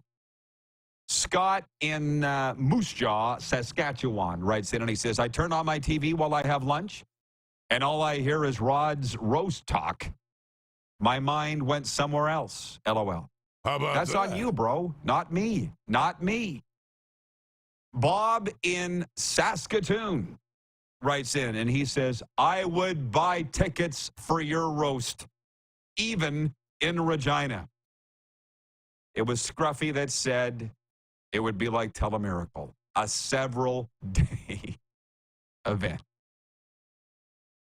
Poll question today, just to get back on track. Who should be the next coach of the Winnipeg Jets? Sometimes we got to pick a better poll question that's not a slam dunk. The options are Scott Arniel, Craig Berube, Daryl Sutter. That's what we came up with. Or other.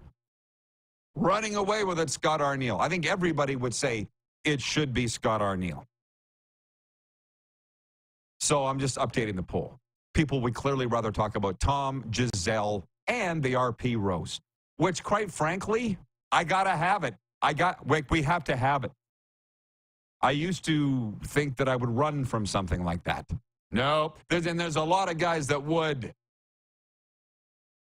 Of course, and I used to be that. Now it's say whatever the hell you want. Everybody knows. That's a beautiful thing when you come clean and you live authentically. You got nothing to hide. Oh, it's amazing. Okay, playoff games tonight. Carolina at the New York Rangers. Who are you? Can I go first? I'm picking Carolina because I got them to win the series. They got to win tonight. You. I got Carolina, too. They were 0 for 5 on the power play, and the Rangers were 2 for 2 in game 1. That'll easily get corrected in game 2. Colorado at Dallas, game 1.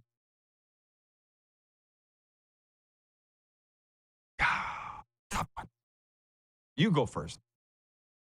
I'm going to take the Avs in game 1. A little more rested. Opposite of Florida, Boston in game 1. I'll take the Avs. Okay, well, I'll take Dallas. It was very hard for me. I apologize. Scott writes, he goes, I'm not in Moose Jaw, Rod. I'm in St. Albert. I apologize for that, Scott. There's another Scott from Moose Jaw that I got you mixed up with. Do you have the St. Albert strut? Because everybody that I know from St. Albert has the St. Albert strut. Cam Moon has it, the voice of the Oilers. Dean Clark, the former coach of the Kamloops Blazers, Calgary Hitmen, and Brandon Wheat Kings, has it. It's a little like the Jersey strut. Everybody from Jersey has it. Bon Jovi has it. My friend Mitch, who's in my gang here, he has it. You want to talk just how things are different but exciting? There was a pro-Palestinian rally going on in the park right across the street from the restaurant we were having last week. And I said, boys, you got to explain this to me, because where I grew up in Saskatchewan, I only knew one Jewish person, and she's from L.A. She moved there because she married a guy. She was one of the other owners of our pizza restaurant, Famoso. You knew Alex. Yep. She's a Jewish gal from Southern California. I only know one. Explain this to me. So different. But it's fun to learn. It's fun to learn. Write it down. Okay, Moose, great job. We'll see you later. You bet. Thank you. The $64,000 question seems to be, what's wrong with the Leafs? David Alter covers the Leafs for the Hockey News, and he joins us next. He'll answer it. We're live on the Game Plus Television Network, WQEE Radio, Apple Podcasts, Spotify, and YouTube Live.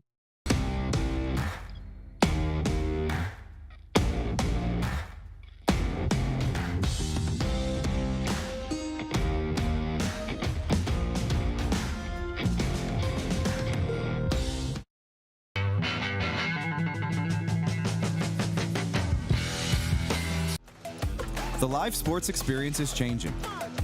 Teams and facilities are under pressure to provide online and in-venue entertainment. IKS Live has the right team to deliver. We provide service across North America and produce the best fan experience, in the seats or streaming to you.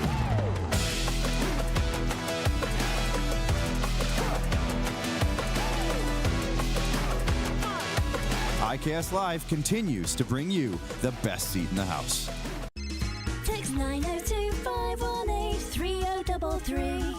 902-518-3033. Pick up your phone and text RP, that's Rod Pedersen. Text 902-518-3033. Did you know that you can help save a life? And you can start right now. Stem cells from male donors increase chances of positive outcomes for patients, yet they only make up 40% of our registry. Today, there are hundreds of people in Canada searching for their life-saving match. You can be a patient's best hope. Be a hero by registering with Canadian Blood Services Stem Cell Registry now.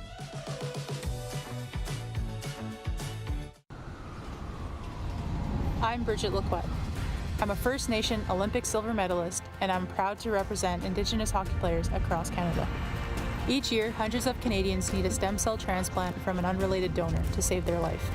Anyone can have a hard time finding a stem cell match, but for Indigenous peoples, it can be even more difficult, because just over 1% of prospective donors on Canada's stem cell registry are of Indigenous backgrounds.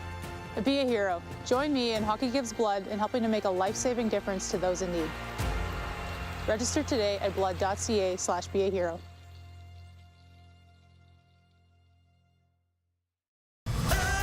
Foreigner, live in Moose Jaw. Foreigner is back. The Farewell Canada Tour. You're as cold ice. May 13th, the Moose Jaw Event Center. Foreigner with special guest Headpins. Tickets on sale now at sasktix.ca and the Moose Jaw Event Center box office. Hi, my name's Logan Stankoven. And I'm Connor Bedard. We're both Hockey Gives Blood player ambassadors and proud to be blood donors. There are thousands of patients each year in Canada that rely on a generous stranger to save their life. Please book an appointment today to donate blood at blood.ca/HGB.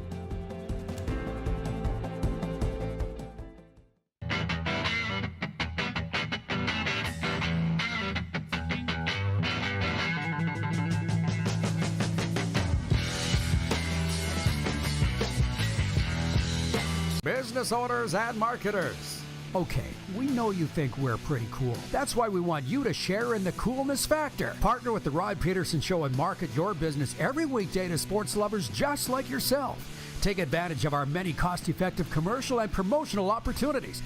Tell the world about your business. Yes, the world. Thanks to Game Plus TV and the Rod Pedersen Digital Network. Contact us today and find out how you can be a part of Canada's fastest-growing sports talk show, The Rod Pedersen Show. Oh, yeah, he's back. Time for more of the Rod Pedersen Show. Yes, it is. Thank you, Rick Regan. Hey, when we talk hockey, as you know, it's for Common Crown Brewing Company out of Calgary. They know that the best beer is the one that's earned. Visit them at commoncrown.ca.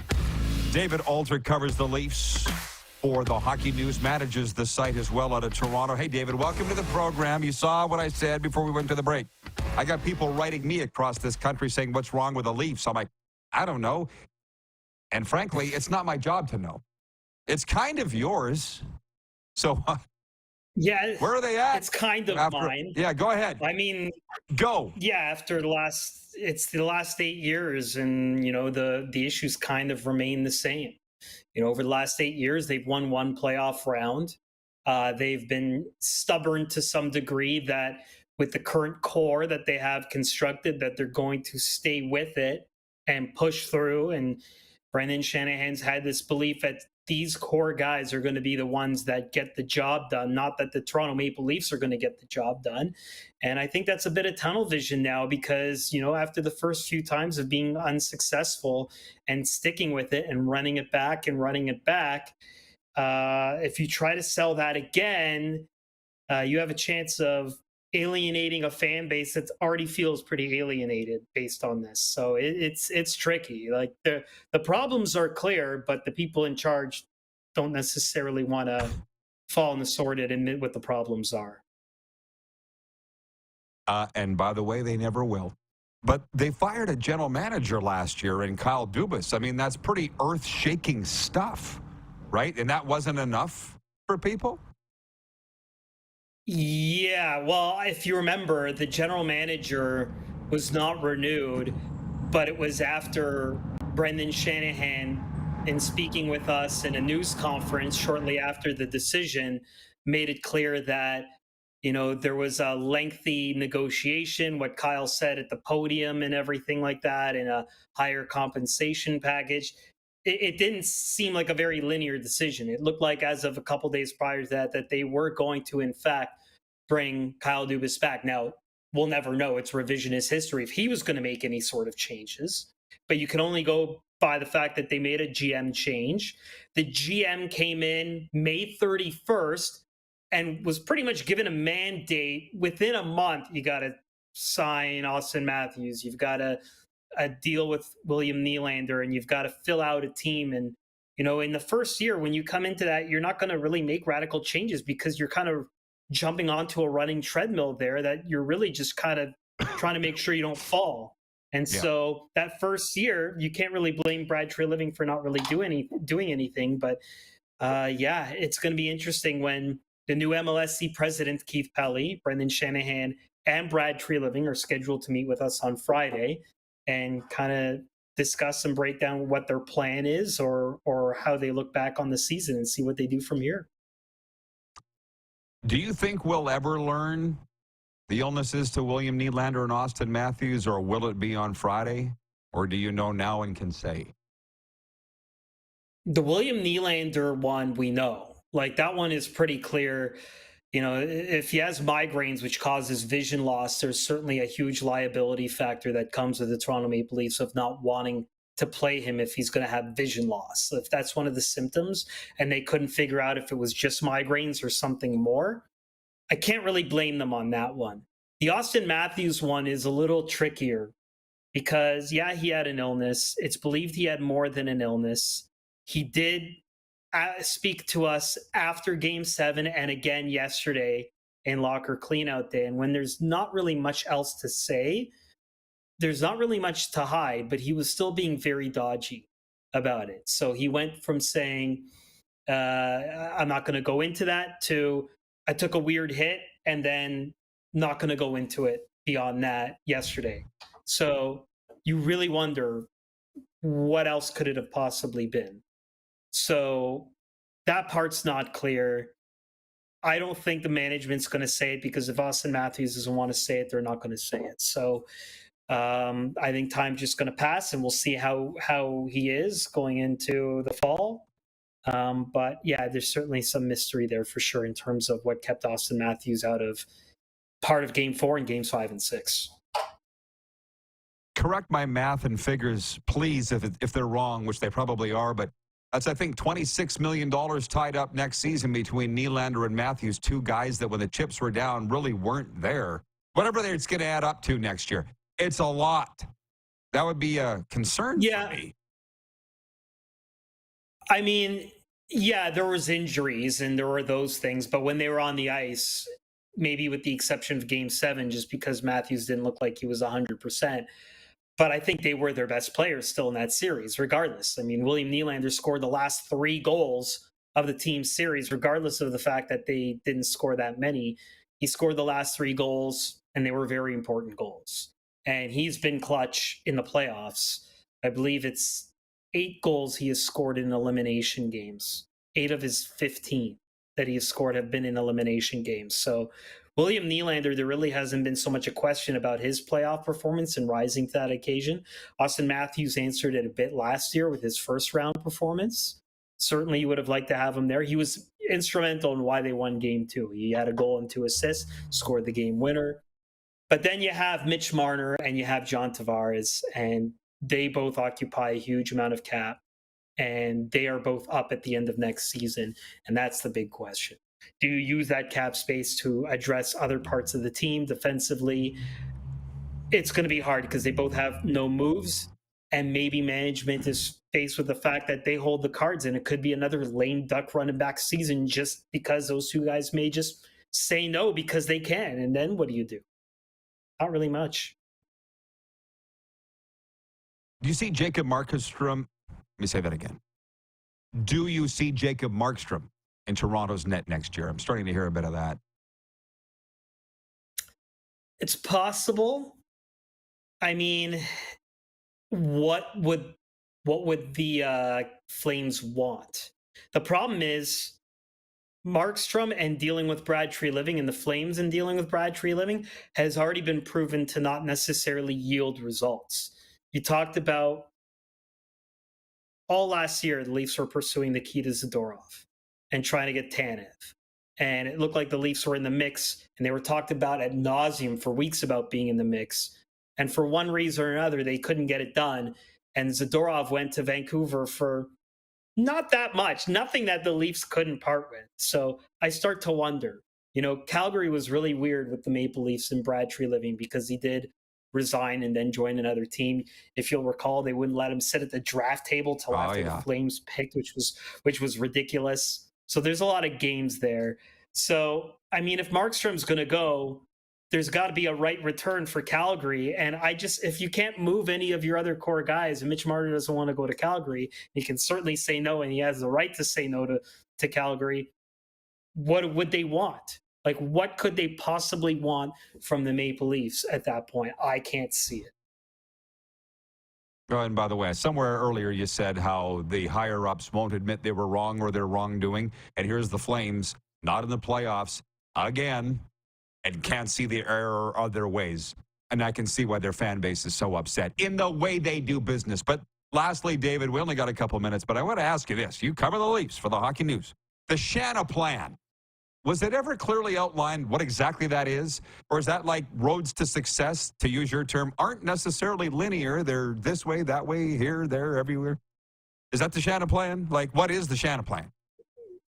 Yeah, I think it was, in the early stage. Remember, he was hired in 2014.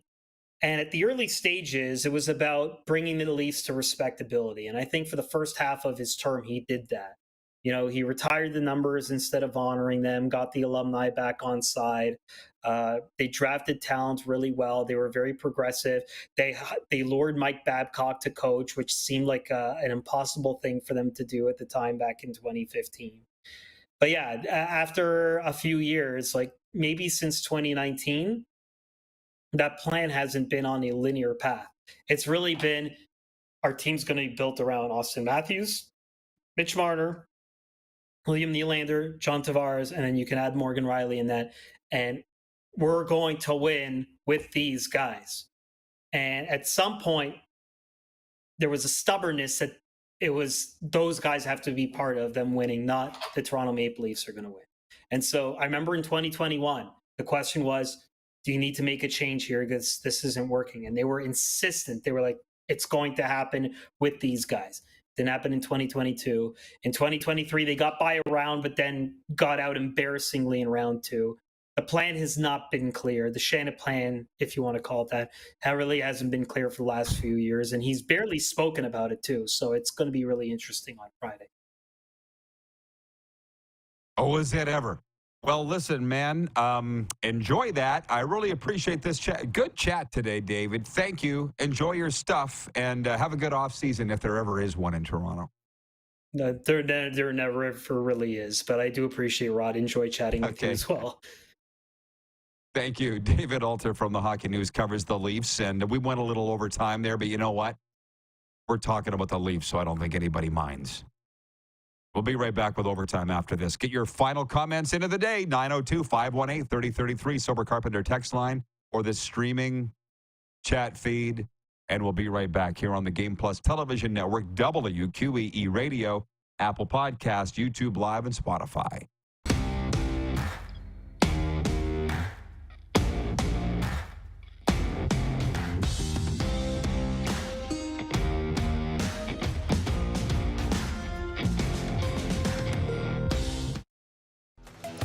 The live sports experience is changing. Teams and facilities are under pressure to provide online and in-venue entertainment. IKS Live has the right team to deliver. We provide service across North America and produce the best fan experience, in the seats or streaming to you.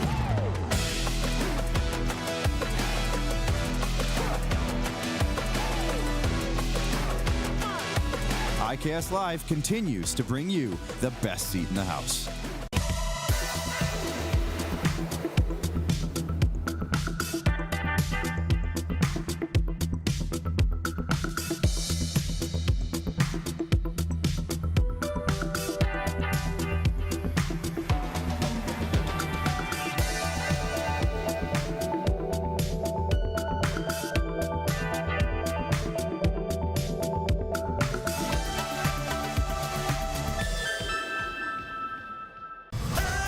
Foreigner, live in Moose Jaw.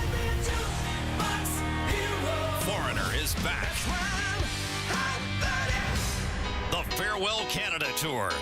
You're as cold as ice. May 13th, the Moose Jaw Event Center.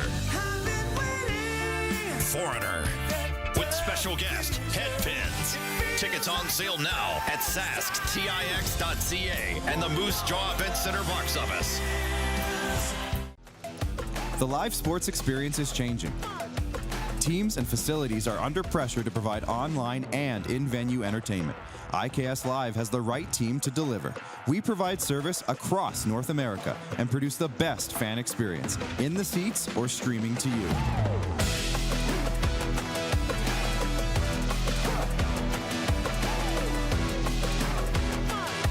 IKS Live continues to bring you the best seat in the house. Hi, my name is Logan Stankoven. And I'm Connor Bedard. We're both Hockey Gives Blood player ambassadors and proud to be blood donors. There are thousands of patients each year in Canada that rely on a generous stranger to save their life. Please book an appointment today to donate blood at blood.ca/HGB. IKS Game Day wishes to congratulate the city of Estevan and Affinity Place on their brand new center ice display. This state-of-the-art score clock features 5 LED faces with full motion graphics, scoring integration, and our new halo mounting system.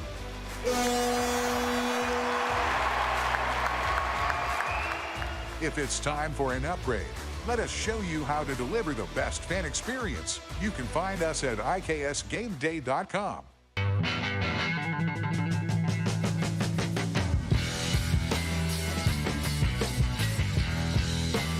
Here's how your business can be a part of Canada's fastest growing sports talk show. All you have to do is contact us, and we will tell you all about the dynamic and exciting marketing opportunities we have, utilizing a fully integrated 360-degree multi-platform. Imagine your business seen and heard across Canada on Game Plus TV and around the world on the Rod Pedersen Digital Network. You will use one of the most overused expressions in sports. You gotta be kidding me. Get your business involved. Contact the Rod Pedersen Show today. You got something to say? You want to add to the show? What are you waiting for? Don't just sit there. Say something. Now, back to the studio with Rod. Hey, everybody. Welcome back for Overtime. It's brought to you by Overtime Hockey Lanes in Calgary. See, I've taken to putting their hat over my shoulder. The Calgary Surge flag, I just had it. So I thought I'd throw it up. Similar to watching McAfee yesterday. I'm like, he's got stuff all over his desk. Why? We used to do that all the time. Let's do it. I got so much stuff. But Overtime Hockey Lanes actually brings you Overtime, this segment that you're in right now. Go check them out. Where skill and fun collide. That's what I do. It's an amusement park for hockey players. That's my marketing line, and I'm hoping to see them this summer. You can find them at 28th Street Northeast in Calgary if you're looking for something to do with the kids or your buddies or whomever. That's the place you want to go, Overtime Hockey Lanes. I'm going to challenge you to something. Try this. Jim Young, first-time texter, writes in from Armstrong, British Columbia, on the Sober Carpenter text line, 902-518-3033. And he says, love the show, Rod. Signed, Jim Young. Do you understand that people very rarely throw out compliments? And for that reason, I really appreciate Jim for doing that, because all we usually deal with is the complaints. If there's somebody that you deal with, maybe it's a family member, a friend, your barista at the coffee shop, the person that bags your groceries, tell them that you appreciate them. Just do that today. And I'll tell you what, because I do that kind of stuff all the time. It's miraculous what it does in your life. And that thought was just triggered to me by Jim here. Love the show, Rod. He didn't have to say that. But I appreciate him for doing so, because the complaints are becoming less and less. But we do hear from them. So at least we know we're on the right track. Okay. Scott Stanley writes me back from St. Albert, and I asked him if he's got the St. Albert strut, because everybody I know from St. Albert has the strut. He says, I don't know if I have the strut, Rod. Of course, I'm not as famous as those other guys. I knew Dean Clark quite well in the old days. Our junior fastball team had Dean Clark, Craig Berube, and current Edmonton Chief of Police, Dale McPhee, on it. Oh, Mucker. I'm not sure that I knew that Mucker had moved from Edmonton, married a good PA girl. From the Rogers family. Yeah. You're talking about my people now. The St. Albert strut. Monty in Saskatoon says, love you, Mr. Rod. Love you too, Monty. Thanks. Are we doing that? Love you too, Monty. Thank you. Sports update. Where are we? I got a lot of stuff here. Oddly, we didn't talk a lot of sports today. The NHL Draft Lottery is set for tonight at the NHL Network Studios in New Jersey. Which reminds me, I said to my guys the other night, I know two from Jersey, Mitch and Gabe. and I said, they're in my gang, and I said, guys, is Secaucus, New Jersey an accurate representation of New Jersey where the NHL Network studios are? They're like, no, it's not, because it ain't much to write home about. I've been there. They're like, you want to go south part of the state, and it's beautiful. That's why they call it the Garden State, but you wouldn't know if you were anywhere around Secaucus, New Jersey. Anyways, of the 16 teams in the lottery, San Jose has the best odds of landing the top pick at 18.5%. The Sharks finished last in the overall standings this past season. I would say if there's a hockey god, do you want to say that they're rigging the draft? Do you want to be the person to say that? I'm not, but somebody will. They'll rig it for San Jose to win because Macklin, Celebrini, the top prospects from there. Ooh, that would be nice for them. Montreal Canadiens have the best odds among Canadian teams at 8.5%. I meant to bring this up with Moose again today, and again I forgot. Toronto and Minnesota will face off Wednesday in the best-of-5 Pro Women's Hockey League semifinal. As the first-place team, Toronto got to choose their first-round opponent. Team Brass did not disclose the reasons why they picked Minnesota over Boston. The teams had identical records, but Boston had the tiebreaker edge. Boston's going to face Montreal in the other semifinal starting Thursday. I love it. I love it. Nobody ever did answer to me. It was at the CF. Some league used to do that. Pick your opponent. They don't do it anymore. I feel like the PWHL is going to soon find out why the other leagues don't do it anymore, but whatever. A couple of second-round NBA playoff series will tip off tonight. Cleveland visits Boston in the early game. Oak City welcomes Dallas in the other. Thunder, of course, with the star Shai Gilgeous-Alexander of Hamilton. The struggling Toronto Blue Jays are in Philadelphia, starting a 2-game series. Toronto's dropped 4 series in a row heading into tonight's game.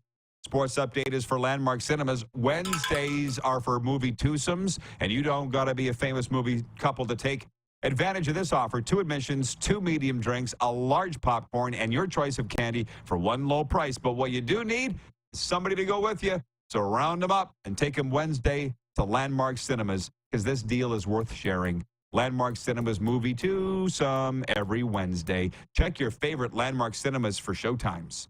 And brought to you by Common Crown Brewing Company, turning your everyday common beer into a unique and exceptional experience. Visit commoncrown.ca. This is a day where I feel like we could go another hour easily because I got more to say. But you know what? That's just going to have to wait until tomorrow. Thanks to David Alter. Thanks to Jeff Patterson. Thanks to our entire crew. Most importantly, thanks to you, the audience. Without you, there's no us. Have a great 22 hours. See you tomorrow. Who has more fun than us?